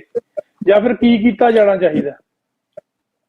ਦੇਖੋ, ਇਸ ਮਾਮਲੇ ਦੇ ਵਿੱਚ ਜਦੋਂ ਪਾਲਿਸੀ ਮੇਕਿੰਗ ਦੀ ਗੱਲ ਕਰਦੇ ਆ ਵੀ ਬਹੁਤ ਸਾਰਾ ਜਿਹੜਾ ਸਟੇਟ ਦੀ ਜਿਹੜੀ ਪਾਲਿਸੀ, ਜਿਹੜੀ ਨੀਤੀ ਬਣਾਈ ਜਾਂਦੀ ਆ, ਜਿਹਨੂੰ ਲਾਗੂ ਕੀਤੀ ਜਾਂਦੀ ਆ, ਉਹਦੇ ਵਿੱਚ ਬਹੁਤ ਜ਼ਿਆਦਾ ਇੰਪੈਕਟ ਜਾਂ ਜਿਹੜੀ ਜ਼ਿੰਮੇਵਾਰੀ ਹੈਗੀ ਅਫਸਰਸ਼ਾਹੀ ਦੀ ਹੁੰਦੀ ਆ। ਜਿਹੜੀ ਬਿਊਰੋਕ੍ਰੇਸੀ ਜਾਂ ਜਿਹੜੀ ਪਬਲਿਕ ਸਰਵਿਸ ਹੁੰਦੀ ਆ ਉਹ ਆਪਣੇ ਰეკਮੈਂਡੇਸ਼ਨ ਦਿੰਦੇ ਆ, ਉਹਦੀ ਜਿਹੜੀ ਦੇਖ ਰੇਖ ਹੈਗੀ ਆ ਜਾਂ ਉਹਦੀ ਪੜਚੋਲ ਕਰਨੀ, ਉਹਨੂੰ ਲਾਗੂ ਕਿਹੜੀ ਗੱਲ ਕਰਨੀ ਹੈ, ਕਿਹੜੀ ਨਹੀਂ ਕਰਨੀ ਆ, ਉਹਦੇ ਵਿੱਚ ਫਿਰ ਜਿਹੜੀ ਐਗਜ਼ੈਕਟਿਵ ਹੁੰਦੀ ਹੈ, ਜਿਹੜੀ ਕੈਬਨਿਟ ਹੁੰਦੀ ਆ ਤੇ ਜਿਹੜੇ ਚੁਣੇ ਹੋਏ ਨੁਮਾਇੰਦੇ ਜਿਹੜੇ ਐਮਪੀਜ਼ ਹੈਗੇ ਆ, ਜਿਹੜੀਆਂ ਉਹਨਾਂ ਦੀਆਂ ਨਲਾਇਕੀਆਂ ਹੈਗੀਆਂ, ਉਹਨਾਂ ਦੀਆਂ ਕਮਜ਼ੋਰੀਆਂ ਕਰਕੇ ਉਹ ਜਾਂ ਉਹਨਾਂ ਨੂੰ ਜੇ ਸਮਝ ਨਹੀਂ ਹੈਗੀ ਉਹ ਅਲੱਗ ਗੱਲ ਹੈਗੀ ਆ। ਜੇ ਕਮਿਊਨਿਟੀ ਦੇ ਹਿੱਤ ਨੂੰ ਛਿੱਕੇ ਟੰਗ ਕੇ ਆਪਣੀ ਨਿੱਜੀ ਤਰੱਕੀ ਨੂੰ ਪਹਿਲ ਦੇ ਰਹੇ ਆ ਫਿਰ ਉਹ ਇੱਕ ਹੋਰ ਮਸਲਾ ਹੈਗਾ। ਜਿਹੜਾ ਆਪਾਂ ਕਹਿ ਸਕਦੇ ਹਾਂ ਪਿਛਲੇ ਦਿਨਾਂ ਦੀਆਂ ਘਟਨਾਵਾਂ, ਮੋਦੀ ਦੇ ਨਾਲ ਜਿਹੜੀ ਮੁਲਾਕਾਤ ਹੋਈ ਆ ਉਸ ਤੋਂ ਆਈ ਥਿੰਕ ਵੈਰੀ ਕਲੀਅਰ, ਉਹਦੇ ਵਿੱਚ ਕੋਈ ਦੋ ਰਾਹਵਾਂ ਨਹੀਂ ਹੈਗੀਆਂ। ਜਿਨੇ ਵੀ ਚੁਣੇ ਹੋਏ ਨੁਮਾਇੰਦੇ ਹੈਗੇ ਆ, ਕਿਹੜੀ ਕੰਜ਼ਰਵੇਟਿਵ ਪਾਰਟੀ ਦੇ ਵਿੱਚ ਹੋਣ ਜਾਂ ਲਿਬਰਲ ਪਾਰਟੀ ਵਿੱਚ ਹੋਣ, ਸੁਖ ਧਾਲੀਵਾਲ ਨੂੰ ਤੇ ਗੁਰਬਖਸ਼ ਸੈਣੀ ਨੂੰ ਛੱਡ ਕੇ ਉਹਨਾਂ ਨੇ ਪਬਲਿਕਲੀ ਇਸ ਮੁੱਦੇ ਤੇ ਮੇਰੇ ਸਾਹਮਣੇ ਕੋਈ ਵੀ ਇਹੋ ਜਿਹਾ ਬਿਆਨ ਨਹੀਂ ਆਇਆ ਜਿਹਦੇ ਵਿੱਚ ਉਹਨਾਂ ਨੇ ਮੋਦੀ ਨੂੰ ਸੱਦਾ ਦੇਣ ਦੀ ਨਿਖੇਧੀ ਕੀਤੀ ਹੋਣ ਜਾਂ ਉਹਦੀ ਪਬਲਿਕ ਤਰੀਕੇ ਦੇ ਨਾਲ ਉਹਦੀ ਕੋਈ ਪੜਚੋਲ ਕੀਤੀ। ਸੋ ਜੋ ਉਹਨਾਂ ਦੀ ਜ਼ਿੰਮੇਵਾਰੀ ਬਣਦੀ ਹੈ ਉਹ ਉਹਨਾਂ ਨੂੰ ਸਮਝਣੀਆਂ ਚਾਹੀਦੀਆਂ, ਪਰ ਸਿੱਖ ਸੰਗਤ ਨੂੰ ਆਪਣੇ ਜਿੰਨੇ ਵੀ ਨੌਜਵਾਨ ਹੈਗੇ, ਜਿਹੜੇ ਆਪਣੇ ਜਿੰਨੇ ਵੀ ਸਰੋਤੇ ਹੈਗੇ, ਜਿਹੜੇ ਦੇਖ ਰਹੇ ਸੁਣ ਰਹੇ ਆ, ਇਹ ਗੱਲ ਸਾਨੂੰ ਸਮਝ ਲੈਣੀ ਚਾਹੀਦੀ ਹੈ ਕਿ ਆਪਾਂ ਹੋਰ ਕਿਸੇ ਤੇ ਨਿਰਭਰ ਹੋ ਕੇ ਆਪਾਂ ਆਪਣੇ ਜਿਹੜੇ ਮਸਲੇ ਹੈਗੇ ਉਹ ਹੱਲ ਨਹੀਂ ਕੀਤੇ ਜਾ ਸਕਦੇ। ਜਿਹੜੇ ਜੀ ਆਪਾਂ ਪਹਿਲਾਂ ਜ਼ਿਕਰ ਕੀਤਾ, ਜਿਹੜੀ ਸਿੱਖਾਂ ਦੀ ਰਾਜਨੀਤੀ ਹੈਗੀ, ਜੋ ਸਿੱਖਾਂ ਦਾ ਸੰਘਰਸ਼ ਮਹਾਰਾਜ ਨੇ ਸਾਨੂੰ ਬਖਸ਼ਿਸ਼ ਕੀਤਾ ਗਿਆ, ਹਲੇਮੀ ਰਾਜ, ਬੇਗਮਪੁਰਾ, ਖਾਲਿਸਤਾਨ ਦੀ ਸਥਾਪਤੀ ਰਾਹੀਂ ਜਿਹੜੀ ਆਪਾਂ ਕਰਨੀ ਹੈਗੀ ਆ, ਉਹ ਆਪਣਾ ਮੁੱਖ ਮਨੋਰਥ ਹੈਗਾ। ਇਹ ਜਿਹੜਾ ਆਪਣਾ ਪੋਲੀਟੀਕਲ ਐਡਵੋਕੇਸੀ ਦਾ ਜਿਹੜਾ ਕੰਮ ਹੈਗਾ, ਉਹ ਉਹਦਾ ਇੱਕ ਹਿੱਸਾ ਹੈਗਾ, ਉਹਦਾ ਸਮੁੱਚਾ ਰੂਪ ਨਹੀਂ ਹੈਗਾ। ਸੋ ਇਸ ਭੁਲੇਖੇ ਦੇ ਵਿੱਚ ਸਾਨੂੰ ਕਦੇ ਨਹੀਂ ਪਾਉਣਾ ਚਾਹੀਦਾ ਵੀ ਜਿਹੜਾ ਆਪਣਾ ਸੰਘਰਸ਼ ਆ, ਸੰਘਰਸ਼ ਦੀਆਂ ਗੱਲਾਂ ਹੈਗੀਆਂ, ਉਹ ਜਿਹੜੀਆਂ ਆਪਣੀਆਂ ਸੇਵਾਵਾਂ ਜਾਂ ਜਿਹੜੀ ਆਪਣੀ ਜ਼ਿੰਮੇਵਾਰੀ ਬਣਦੀ ਹੈਗੀ ਆ, ਉਹ ਇਸ ਦਾਇਰੇ ਤੱਕ ਸੀਮਤ ਨਹੀਂ ਹੈਗਾ। ਇਹ ਇੱਕ ਹਿੱਸਾ ਹੈਗਾ ਆਪਣੇ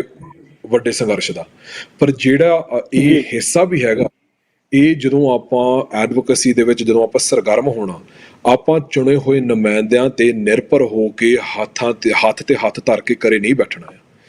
ਜਦੋਂ ਆਪਾਂ 2018 ਦੀ ਰਿਪੋਰਟ ਦੀ ਆਪਾਂ ਉਦਾਹਰਨ ਦੇਖਦੇ ਹਾਂ, ਜਦੋਂ ਉਹ ਸਿੱਖਾਂ ਦਾ ਜ਼ਿਕਰ ਕੱਢਿਆ ਗਿਆ, ਉਹ ਇਸ ਕਰਕੇ ਸੀ ਕਿਉਂਕਿ ਜਿੰਨੇ ਵੀ ਸਿੱਖ ਜਥੇਬੰਦੀਆਂ ਤੇ ਖਾਸ ਕਰਕੇ ਜਿਹੜੇ ਗੁਰਦੁਆਰੇ ਸਾਹਿਬਾਨ ਸੀਗੇ ਕੈਨੇਡਾ ਦੇ, ਉਹਨਾਂ ਨੇ ਇੱਕ ਨਿਤੜਕ ਹੋ ਕੇ ਆਪਣੀ ਆਵਾਜ਼ ਉਠਾਈ ਤੇ ਉਹਨਾਂ ਨੇ ਕਿਹਾ ਵੀ ਜੇ ਇਹ ਜਾਂ ਸਬੂਤ ਨਾ ਦਿਖਾਇਆ ਗਿਆ ਜਾਂ ਇਹ ਰਿਪੋਰਟ ਦੇ ਵਿੱਚ ਸੋਧ ਨਾ ਕੀਤੀ ਗਈ, ਤਾਂ ਜਿੰਨੇ ਵੀ ਐਮਪੀਜ਼ ਹੈਗੇ ਆ, ਖਾਸ ਕਰਕੇ ਉਸ ਵੇਲੇ ਲਿਬਰਲ ਸਰਕਾਰ ਸੀਗੇ, ਉਹ pretty much ਕਿਸੇ ਵੀ ਨੁਮਾਇੰਦਾ ਨੂੰ ਗੁਰਦੁਆਰੇ ਦੀ ਸਟੇਜ ਤੇ ਚੜ੍ਹ ਨਹੀਂ ਦੇਣਾ, ਨਾ ਸੰਗਤ ਨੂੰ ਸੰਬੋਧਨ ਹੋਣ ਨਹੀਂ ਦੇਣਾ। ਸੋ ਇੱਕ ਐਗਜ਼ਾਮਪਲ ਹੀ ਹੈਗੀ ਆ। ਪਰ ਜਿਹੜੀ ਮੇਨ ਗੱਲ ਹੈਗੀ ਹੈ ਵੀ ਜਿਹੜੀ ਸਿੱਖਾਂ ਦੀ ਜ਼ਿੰਮੇਵਾਰੀ ਹੈਗੀ ਆ, ਉਹ ਇਹੀ ਆ ਵੀ ਆਪਾਂ ਆਪਣੇ ਲੋਕਲ ਲੈਵਲ ਤੇ ਇਲਾਕੇ ਦੇ ਹਿਸਾਬ ਨਾਲ ਆਪਾਂ ਜਥੇਬੰਦ ਹੋਈਏ,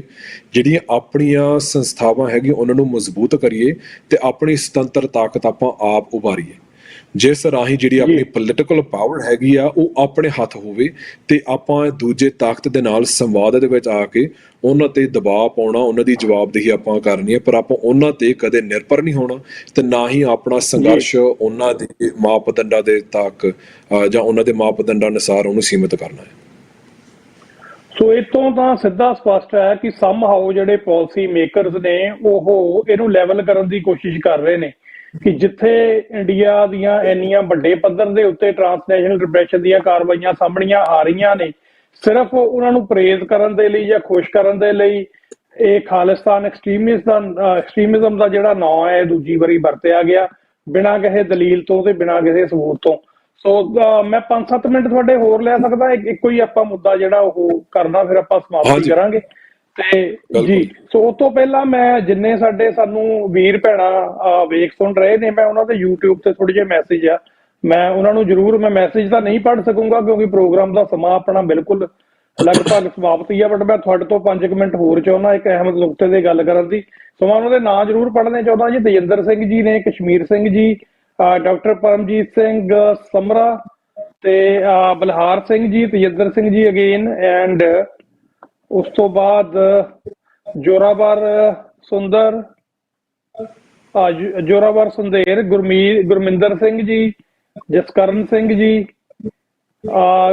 ਗੁਰਮਹਿੰਦਰ Singh ji, Kashmir Singh ji, Lucky Singh, Amandeep Khalsa, then Lucky Singh, ਇਹ ਸਾਰੇ ਵੀਰ, ਗੁਰਮੀਤ ਸਿੰਘ, ਗੁਰਮੇਲ ਸਿੰਘ, ਮਲਕੀਤ ਸਿੰਘ, ਤੇ ਬਹੁਤ ਲੰਬੀ ਲਿਸਟ ਹੈ ਜੀ, ਮੈਂ ਸਾਰੇ ਨਹੀਂ, ਬਟ ਮੈਂ ਹੁਣ ਸਾਂਝੇ ਤੌਰ ਤੇ ਸਾਰਿਆਂ ਨੂੰ ਜਿਹੜਾ ਤੁਸੀਂ ਫਤਿਹ ਬੁਲਾਈ ਆ ਪ੍ਰੋਗਰਾਮ ਦੇ ਵਿੱਚ, ਵਾਹਿਗੁਰੂ ਜੀ ਕਾ ਖਾਲਸਾ, ਵਾਹਿਗੁਰੂ ਜੀ ਕੀ ਫਤਿਹ, ਤੁਹਾਡਾ ਸਾਰਿਆਂ ਦਾ ਬਹੁਤ ਬਹੁਤ ਧੰਨਵਾਦ। ਔਰ ਪ੍ਰੋਗਰਾਮ ਨੂੰ ਸ਼ੇਅਰ ਜ਼ਰੂਰ ਕਰ ਦਿਓ ਤਾਂ ਕਿ ਇਹ ਜਿਹੜੇ ਵੀਰ ਲੇਟ ਜੁੜੇ ਨੇ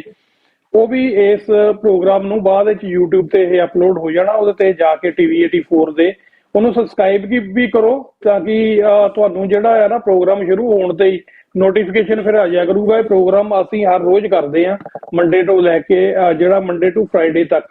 ਸੋ WhatsApp ਦੇ ਉੱਤੇ ਕਾਲਾਂ ਵੀ ਜਿਹੜਾ ਉਹ ਤੁਹਾਨੂੰ ਮੌਕਾ ਦਿੱਤਾ ਜਾਂਦਾ, ਜੇ ਤੁਸੀਂ ਕੋਈ ਵਿਚਾਰ ਸੀਰੀਅਸ ਮੁੱਦੇ ਦੇ ਉੱਤੇ ਕੋਈ ਸੀਰੀਅਸ ਵਿਚਾਰ ਰੱਖਣਾ ਚਾਹੁੰਦੇ ਆ ਤੇ ਨੰਬਰ ਵੀ ਤੁਹਾਡੀਆਂ ਸਕਰੀਨਸ ਦੇ ਉੱਤੇ ਨੇ। ਪਰ ਅੱਜ ਖੈਰ ਹੁਣ ਅਸੀਂ ਜਿਹੜਾ ਕਾਲ ਅੱਜ ਨਹੀਂ ਲੈ ਸਕਾਂਗੇ। ਸੋ ਮੈਂ ਜਿਹੜੀ ਗੱਲ ਤੁਹਾਡੇ ਕੋਲ ਪੁੱਛਣਾ ਚਾਹੁੰਦਾ ਸੀ ਸਰਦਾਰ ਪ੍ਰਭਜੋਤ ਸਿੰਘ ਜੀ, ਇਹ ਚੀਜ਼ ਜਿਹੜੀ ਇਫੈਕਟ ਜਦੋਂ ਕਰਦੀ ਆ, ਹੁਣ ਜਿਵੇਂ ਖਾਲਿਸਤਾਨੀ ਐਕਸਟ੍ਰੀਮਿਜ਼ਮ ਨੂੰ ਜਿਹੜਾ ਇੱਥੇ ਹਾਈਲਾਈਟ ਕਰ ਦਿੱਤਾ ਗਿਆ ਬਿਨਾਂ ਕਿਸੇ ਆਧਾਰ ਤੇ, ਪਰ ਜਦੋਂ ਇਹ ਗੱਲ ਫਿਰ ਪਬਲਿਕ ਦੇ ਵਿੱਚ ਆਉਂਦੀ ਆ, ਜਿਵੇਂ ਪਬਲਿਕ ਸੇਫਟੀ ਰਿਪੋਰਟ ਦੇ ਵਿੱਚ ਵੀ ਪਹਿਲਾਂ ਹੋਇਆ ਸੀ, ਤੇ ਜਦੋਂ ਪਬਲਿਕ ਦੇ ਵਿੱਚ ਆਉਂਦੀ ਆ ਤਾਂ ਫਿਰ ਕਿਉਂਕਿ being A visible minority in Canada, ਸਾਡੀ ਜਿਹੜੀ ਵਿਲੱਖਣ ਦੇਖਿਆ ਇਹਦੇ ਤੇ ਜਦੋਂ ਫਿਰ ਗੱਲ, ਕਿਉਂਕਿ ਇਹ ਰਿਪੋਰਟ ਜਿਹੜੀਆਂ ਗਾਂ ਕੰਪਨੀਆਂ ਨੇ ਪੜ੍ਹਦੀਆਂ, ਜੌਬਸ ਦੇ ਵਿੱਚ ਵੀ ਜਿਹੜਾ ਸਾਡੇ ਜਾਣਾ, ਸਕੂਲਾਂ ਦੇ ਵਿੱਚ ਵੀ ਬੱਚਿਆਂ ਨੇ ਜਾਣਾ, ਹਾਂਜੀ, ਤੇ ਉਦੋਂ ਫਿਰ ਸਾਨੂੰ ਇਹਦੇ ਨਾਲ ਕੀ ਜਿਹੜੀਆਂ ਗੱਲਾਂ ਨੇ ਉਹਨਾਂ ਦਾ ਸਾਹਮਣਾ ਕਰਨਾ ਪੈ ਸਕਦਾ, ਕਿਵੇਂ ਕਿਵੇਂ ਅਸੀਂ ਇਫੈਕਟ ਹੋ ਸਕਦੇ ਹਾਂ ਬਿਨਾਂ ਕਿਸੇ ਆਧਾਰ ਤੋਂ, ਇਹੋ ਜਿਹੇ ਸ਼ਗੂਫੇ ਜਿਹੇ ਜਦੋਂ ਛੱਡ ਦਿੱਤੇ ਜਾਂਦੇ ਆ ਸਿਕਿਉਰਿਟੀ ਏਜੰਸੀਆਂ ਵੱਲੋਂ। ਹਾਂਜੀ। ਸੋ ਇਹ ਤੇ ਜਿਹੜੇ ਮੈਂ ਇੱਕ ਹੋਰ ਗੱਲ ਰੱਖਣਾ ਚਾਹੁੰਦਾ, ਇਹਦੇ ਸੰਬੰਧ ਵਿੱਚ ਵੀ ਸਾਨੂੰ ਸਮਝਣਾ ਚਾਹੀਦਾ ਵੀ ਇੰਡੀਆ ਕਿਉਂ ਕਰ ਰਿਹਾ। ਹੁਣ ਇੰਡੀਆ ਦਾ ਜਿਹੜਾ ਕਈ ਕਰੋੜਾਂ ਦਾ ਜਿਹੜਾ ਵਪਾਰ ਬਹੁਤ ਸਾਰੇ ਮੁਲਕਾਂ ਨਾਲ ਹੋ ਰਿਹਾ, ਕੈਨੇਡਾ ਦੇ ਵਿੱਚ, ਅਮਰੀਕਾ, UK, ਆਸਟ੍ਰੇਲੀਆ ਦੇ ਵਿੱਚ, ਨਿਊਜ਼ੀਲੈਂਡ ਦੇ ਵਿੱਚ, ਤੇ ਜਦੋਂ ਵੀ ਨਰਿੰਦਰ ਮੋਦੀ ਜਾਂ ਹੋਰ ਉੱਚ ਅਧਿਕਾਰੀ ਇਹਨਾਂ ਮੁਲਕਾਂ ਤੇ ਜਾ ਕੇ ਮੁਲਾਕਾਤਾਂ ਇਹਨਾਂ ਦੀ ਹੁੰਦੀਆਂ, ਤਾਂ ਵਾਰ-ਵਾਰ ਹਰ ਟੇਬਲ ਤੇ ਹਰ ਮੁਲਕ ਦੇ ਵਿੱਚ ਸਿੱਖਾਂ ਦਾ ਤੇ ਖਾਲਿਸਤਾਨ ਦਾ ਜ਼ਿਕਰ ਜ਼ਰੂਰ ਹੁੰਦਾ ਵੀ ਜੇ ਤੁਸੀਂ ਸਾਡੇ ਨਾਲ ਸੰਬੰਧ ਵਧਾਉਣੇ ਹੈਗੇ ਆ ਤਾਂ ਸਾਡੀ ਸ਼ਰਤ ਇਹੀ ਆ ਵੀ ਤੁਸੀਂ ਇੱਥੋਂ ਦੇ ਜਿਹੜੇ ਰਹਿਣ ਵਾਲੇ ਸਿੱਖ ਹੈਗੇ ਆ ਉਹਨਾਂ ਨੂੰ ਨੱਥ ਪਾਓ। ਸੋ ਸਾਨੂੰ ਸਮਝਣਾ ਚਾਹੀਦਾ ਵੀ ਇੰਡੀਆ ਇਹ ਜਿਹੜਾ ਮਸਲਾ ਹੈਗਾ ਸਿਰਫ ਕੈਨੇਡਾ ਤੱਕ ਸੀਮਿਤ ਨਹੀਂ ਹੈਗਾ, ਨਾ ਸਿਰਫ ਕੈਨੇਡੀਅਨ ਪਾਲਿਸੀ ਨਾਲ ਸੰਬੰਧਿਤ ਹੈਗਾ। ਇੰਡੀਅਨ ਸਟੇਟ ਜਦੋਂ ਸਿੱਖਾਂ ਨੂੰ ਲੈਂਦੀ, ਉਹ ਸਿੱਖਾਂ ਨੂੰ ਇੱਕ ਇਕਾਈ, ਇੱਕ ਗਲੋਬਲ ਕਮਿਊਨਿਟੀ, ਭਾਵੇਂ ਪੰਜਾਬ ਦੇ ਸਿੱਖ ਹੋਣ, ਕੈਨੇਡਾ ਦੇ ਹੋਣ, ਆਸਟ੍ਰੇਲੀਆ ਜਾਂ ਇੰਗਲੈਂਡ ਦੇ ਹੋਣ, ਜਿਹੜੀ ਇੰਡੀਅਨ ਏਜੰਸੀ ਹੈਗੀ ਸਿੱਖਾਂ ਨੂੰ ਇੱਕ ਯੂਨਿਟ ਵਜੋਂ ਲੈ ਕੇ ਇੱਕ ਗੰਭੀਰ ਸਿਕਿਉਰਿਟੀ ਥ੍ਰੈਟ ਲੈਂਦੀ ਆ। ਕਿਉਂਕਿ ਜੋ ਕੁਛ ਦੁਨੀਆ ਦੇ ਹਾਲਾਤ ਬਣ ਰਹੇ ਆ, ਖਾਸ ਕਰਕੇ ਦੱਖਣੀ ਏਸ਼ੀਆ ਦੇ ਖਿੱਤੇ ਦੇ ਵਿੱਚ,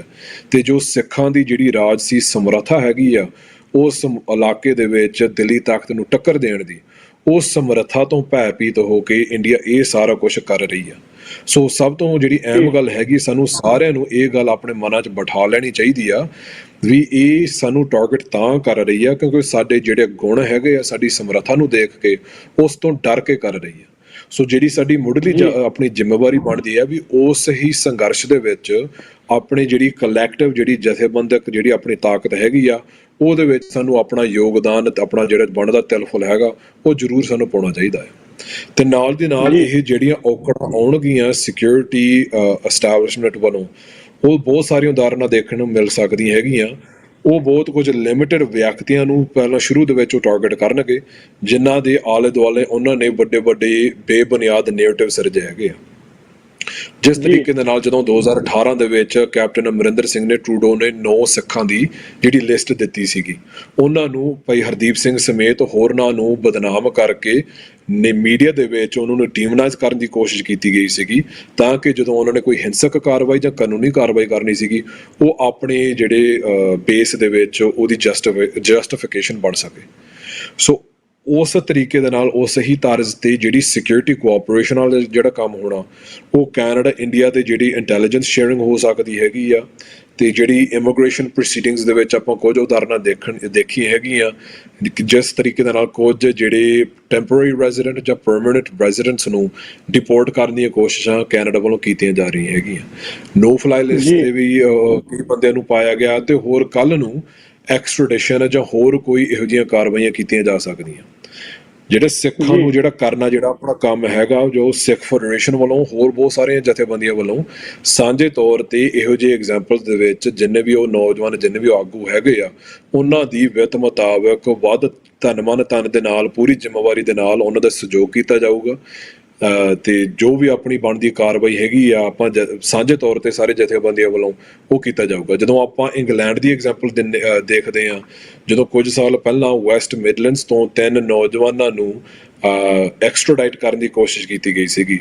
ਉਹਨਾਂ ਐਗਜ਼ਾਮਪਲਾਂ ਦੇ ਵਿੱਚ ਸਾਰੀ ਕਮਿਊਨਿਟੀ, ਜਿੰਨਾ ਵੀ ਇੰਗਲੈਂਡ ਦੇ ਵਿੱਚ ਸਿੱਖ ਭਾਈਚਾਰਾ ਸੀਗਾ, ਉਹ ਇੱਕ ਹੋ ਕੇ ਬੜੀ ਮੱਚ ਮੋਢੇ ਨਾਲ ਮੋਢਾ ਲਾ ਕੇ ਉਹ ਨੌਜਵਾਨਾਂ ਦੇ ਨਾਲ ਖੜੀ,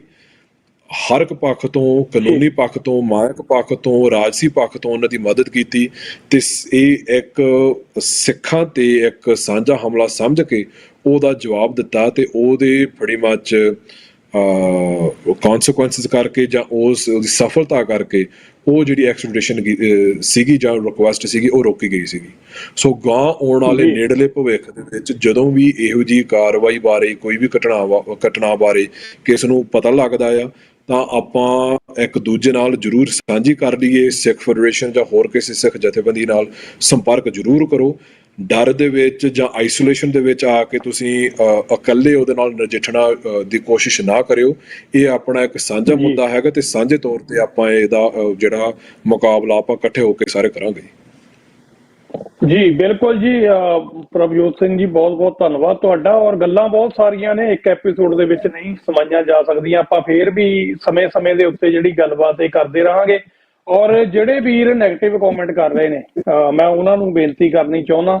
ਕਿ ਤੁਸੀਂ ਇਹ ਪੁੱਠੀਆਂ ਸਿੱਧੀਆਂ ਗੱਲਾਂ ਲਿਖ ਕੇ ਜਿਹੜਾ ਨਾ ਆਪਣੇ ਦਿਮਾਗ ਦਾ ਪੱਧਰ ਬਿਆਨ ਕਰ ਰਹੇ ਹੋ, ਚੰਗਾ ਹੋਵੇ ਤੁਸੀਂ ਆਪਣਾ ਇੱਕ ਚੰਗਾ ਜਿਹਾ ਨੁਮਾਇੰਦਾ ਭੇਜੋ, ਸਾਡੇ ਨਾਲ ਇੱਥੇ ਗੱਲ ਕਰੇ ਤੇ ਸਾਨੂੰ ਦੱਸੇ ਅਸੀਂ ਕਿੱਥੇ ਗਲਤ ਆ, ਤੇ ਅਸੀਂ ਜਿਹੜੀ ਗੱਲਬਾਤ ਆ ਉਹ ਆਪਣੀ ਇੱਥੇ ਸਾਰਿਆਂ ਦੀ ਕਚਹਿਰੀ ਦੇ ਵਿੱਚ ਜਿਹੜੀ ਆ ਉਹ ਹੂਬਹੂ ਪੇਸ਼ ਕਰ ਦਿਆਂਗੇ। ਸੋ ਜਿਹੜਾ ਇਸ ਕੰਮ ਦੇ ਉੱਤੇ ਤੁਸੀਂ ਸਮਾਂ ਬਰਬਾਦ ਕਰ ਰਹੇ ਹੋ, ਥੋੜਾ ਜਿਹਾ ਪੋਜ਼ਿਟਿਵਿਟੀ ਵੱਲ ਧਿਆਨ ਦਿਓ, ਚੰਗੇ ਸ਼ਬਦਾਂ ਦੇ ਵਿੱਚ ਲਿਖੋ ਤਾਂ ਕਿ ਸਾਨੂੰ ਵੀ ਜਿਹੜਾ ਤੁਹਾਡੇ ਮੈਸੇਜ ਪੜ੍ਹਨ ਦੇ ਵਿੱਚ ਖੁਸ਼ੀ ਮਹਿਸੂਸ ਹੋਵੇ। ਪਰ ਜੇ ਤੁਸੀਂ ਸਾਡੇ ਪ੍ਰੋਗਰਾਮ ਨਾਲ ਸਹਿਮਤ ਨਹੀਂ ਤੇ ਪਲੇਟਫਾਰਮ ਖੁੱਲਾ, ਤੁਸੀਂ ਆਓ, ਜਿਹੜਾ ਵੀ ਨੁਮਾਇੰਦਾ ਤੁਸੀਂ ਆਪਣਾ ਭੇਜਣਾ ਚਾਹੁੰਦੇ ਹੋ, ਕਿਸੇ ਵੀ ਤੁਹਾਡੀ ਹਿੰਦੂਤਵਾ ਗੌਰਮੈਂਟ ਦੀ ਪਾਰਟੀ ਦਾ ਕੋਈ ਨੁਮਾਇੰਦਾ ਹੋਵੇ, ਸਾਡੇ ਨਾਲ ਗੱਲ ਕਰੇ। ਸਾਡੇ ਨਾਲ ਅਸੀਂ ਸਿੱਖ ਸਾਡੇ ਨਾਲ ਬੈਠਣਗੇ, ਉਹ ਗੱਲਬਾਤ ਕਰਨਗੇ, ਅਸੀਂ ਜਰੀਆ ਬਣਨ ਲਈ ਤਿਆਰ ਆ। ਸੋ ਪ੍ਰਭਜੋਤ ਸਿੰਘ ਜੀ, ਕੁਝ ਹੋਰ ਆਖਰ ਦੇ ਵਿੱਚ ਐਡ ਕਰਨਾ ਚਾਹੁੰਦੇ ਹੋ? ਜੇ ਮੈਂ ਕੁਝ ਭੁੱਲ ਰਿਹਾ ਹੋਵਾਂ ਤਾਂ ਆਪਾਂ ਫਿਰ ਸਮਾਪਤੀ ਵੱਲ ਵਧੀਏ। ਨੋ ਆਈ ਥਿੰਕ ਬਹੁਤੀਆਂ ਗੱਲਾਂ ਤਾਂ ਆਪਣੀਆਂ ਹੋ ਗਈਆਂ ਸੀਗੀਆਂ। ਇੱਕ ਨੁਕਤਾ ਆਪਣਾ ਜਿਹੜਾ ਆਪਾਂ ਗੱਲ ਕਰਨੀ ਸੀਗੀ ਵੀ ਜਿਹੜੇ ਪਰਾਗ ਜੈਨ ਦੀ ਜਿਹੜੀ ਰਾਹ ਦੇ ਵਿੱਚ ਉਹਦਾ ਮੁੱਖ ਅਧਿਕਾਰੀ ਵੱਲੋਂ ਉਹਦੀ ਨਿਯੁਕਤੀ ਕੀਤੀ ਗਈ ਹੈਗੀ ਆ, ਬਹੁਤ ਹੀ ਸੰਖੇਪ ਦੇ ਵਿੱਚ ਇਸ ਤੋਂ ਸਾਨੂੰ ਇਸ਼ਾਰਾ ਮਿਲ ਲੈਣਾ ਚਾਹੀਦਾ ਆ ਵੀ ਜੋ ਇੰਡੀਆ ਦੀ ਜਿਹੜੀ ਪਾਲਿਸੀ ਰਹੀ ਆ ਉਹਦੇ ਵਿੱਚ ਇੱਕ ਰੱਤੀ ਪਾਰ ਵੀ ਤਬਦੀਲੀ ਨਹੀਂ ਆਈ ਹੈਗੀ ਆ। ਉਸ ਵਿਅਕਤੀ ਨੂੰ ਰਾਹ ਦਾ ਅਧਿਕਾਰੀ ਬਣਾਇਆ ਗਿਆ ਜਿਹੜਾ ਆਪਣੇ ਸੰਘਰਸ਼ ਵੇਲੇ ਇੰਡੀਆ ਦੇ ਵਿੱਚ ਪੰਜਾਬ ਦੇ ਵਿੱਚ SSP ਅਤੇ DIG ਰਹਿ ਚੁੱਕਾ, ਜਿਹਨੇ ਸਿੱਖ ਨੌਜਵਾਨ ਅਤੇ ਅਤਿਆਚਾਰ ਉਹਨਾਂ ਦੇ ਨਾਲ ਵਿੱਚ ਕੀਤਾ ਤੇ ਜਿਸ ਨੇ ਬਾਅਦ ਦੇ ਵਿੱਚ ਕੈਨੇਡਾ ਦੇ ਵਿੱਚ ਆ ਕੇ ਇੰਟੈਲੀਜੈਂਸ ਏਜੰਸੀ ਦੇ ਜਿਹੜੇ ਨੈਟਵਰਕਸ ਹੈਗੇ ਆ ਉਹਨਾਂ ਨੂੰ ਹੋਰ ਪ੍ਰਫੁੱਲਤ ਕੀਤਾ ਸਿੱਖ ਨੌਜਵਾਨਾਂ ਨੂੰ ਟਾਰਗੇਟ ਕਰਨ ਵਾਸਤੇ। ਤੇ ਹੁਣ ਸਮੰਤ ਗੋਇਲ ਦੀ ਜਿਹੜੀ ਸੇਵਾ ਮੁਕਤੀ ਤੋਂ ਬਾਅਦ ਤੇ ਉਸ ਤੋਂ ਬਾਅਦ ਜਿਹੜਾ ਬਦਲਾਅ ਆਇਆ ਸੀਗਾ, ਹੁਣ ਪਰਾਗ ਜੈਨ ਨੂੰ ਜਵਾਬਦੇਹੀ ਲੈਣ ਦੀ ਬਜਾਏ ਉਹਨੂੰ ਪ੍ਰਮੋਸ਼ਨ ਦਿੱਤੀ ਗਈ ਹੈਗੀ ਆ। ਸੋ ਉਸ ਤੋਂ ਸਾਨੂੰ ਸਾਰਿਆਂ ਨੂੰ ਸੁਚੇਤ ਹੋਣਾ ਚਾਹੀਦਾ ਹੈ ਵੀ ਜੋ ਇੰਡੀਆ ਦੀ ਜਿਹੜੀ ਮਾਰੂ ਨੀਤੀ ਹੈਗੀ ਸਿੱਖਾਂ ਨੂੰ ਲੈ ਕੇ ਫੋਰਨ ਇੰਟਰਫੇਰੈਂਸ ਰਾਹੀਂ, ਮੀਡੀਆ ਤੇ ਡਿਸਇਨਫੋਰਮੇਸ਼ਨ ਰਾਹੀਂ ਤੇ ਜੋ ਇਲੈਕਸ਼ਨਾਂ ਦੇ ਵਿੱਚ ਵਿਦੇਸ਼ੀ ਮੁਲਕਾਂ ਦੇ ਵਿੱਚ ਜੋ ਦਖਲਅੰਦਾਜ਼ੀ ਕੀਤੀ ਜਾ ਰਹੀ ਹੈ ਤੇ ਸਿੱਧੀਆਂ ਹਿੰਸਕ ਕਾਰਵਾਈਆਂ ਪੰਜਾਬ ਦੇ ਵਿੱਚ ਤੇ ਡਾਇਆਸਪੋਰਾ ਦੇ ਵਿੱਚ ਪ੍ਰਵਾਸ ਦੇ ਵਿੱਚ ਰਹਿਣ ਵਾਲੇ ਸਿੱਖਾਂ ਦੇ ਉੱਪਰ ਜਿਹੜੇ ਚੱਲ ਰਹੇ ਆ, ਇਹ ਜਿਹੜੀ ਨੀਤੀ ਉਹ ਲਗਾਤਾਰ ਹੂਬਹੂ ਜਾਰੀ ਰਹਿਣੀ ਹੈਗੀ ਆ। ਤੇ ਇਸ ਕਰਕੇ ਰਹਿਣੀ ਆ ਕਿਉਂਕਿ ਇੰਡੀਆ ਸਿੱਖਾਂ ਦੀ ਸਮਰੱਥਾ ਕਰਕੇ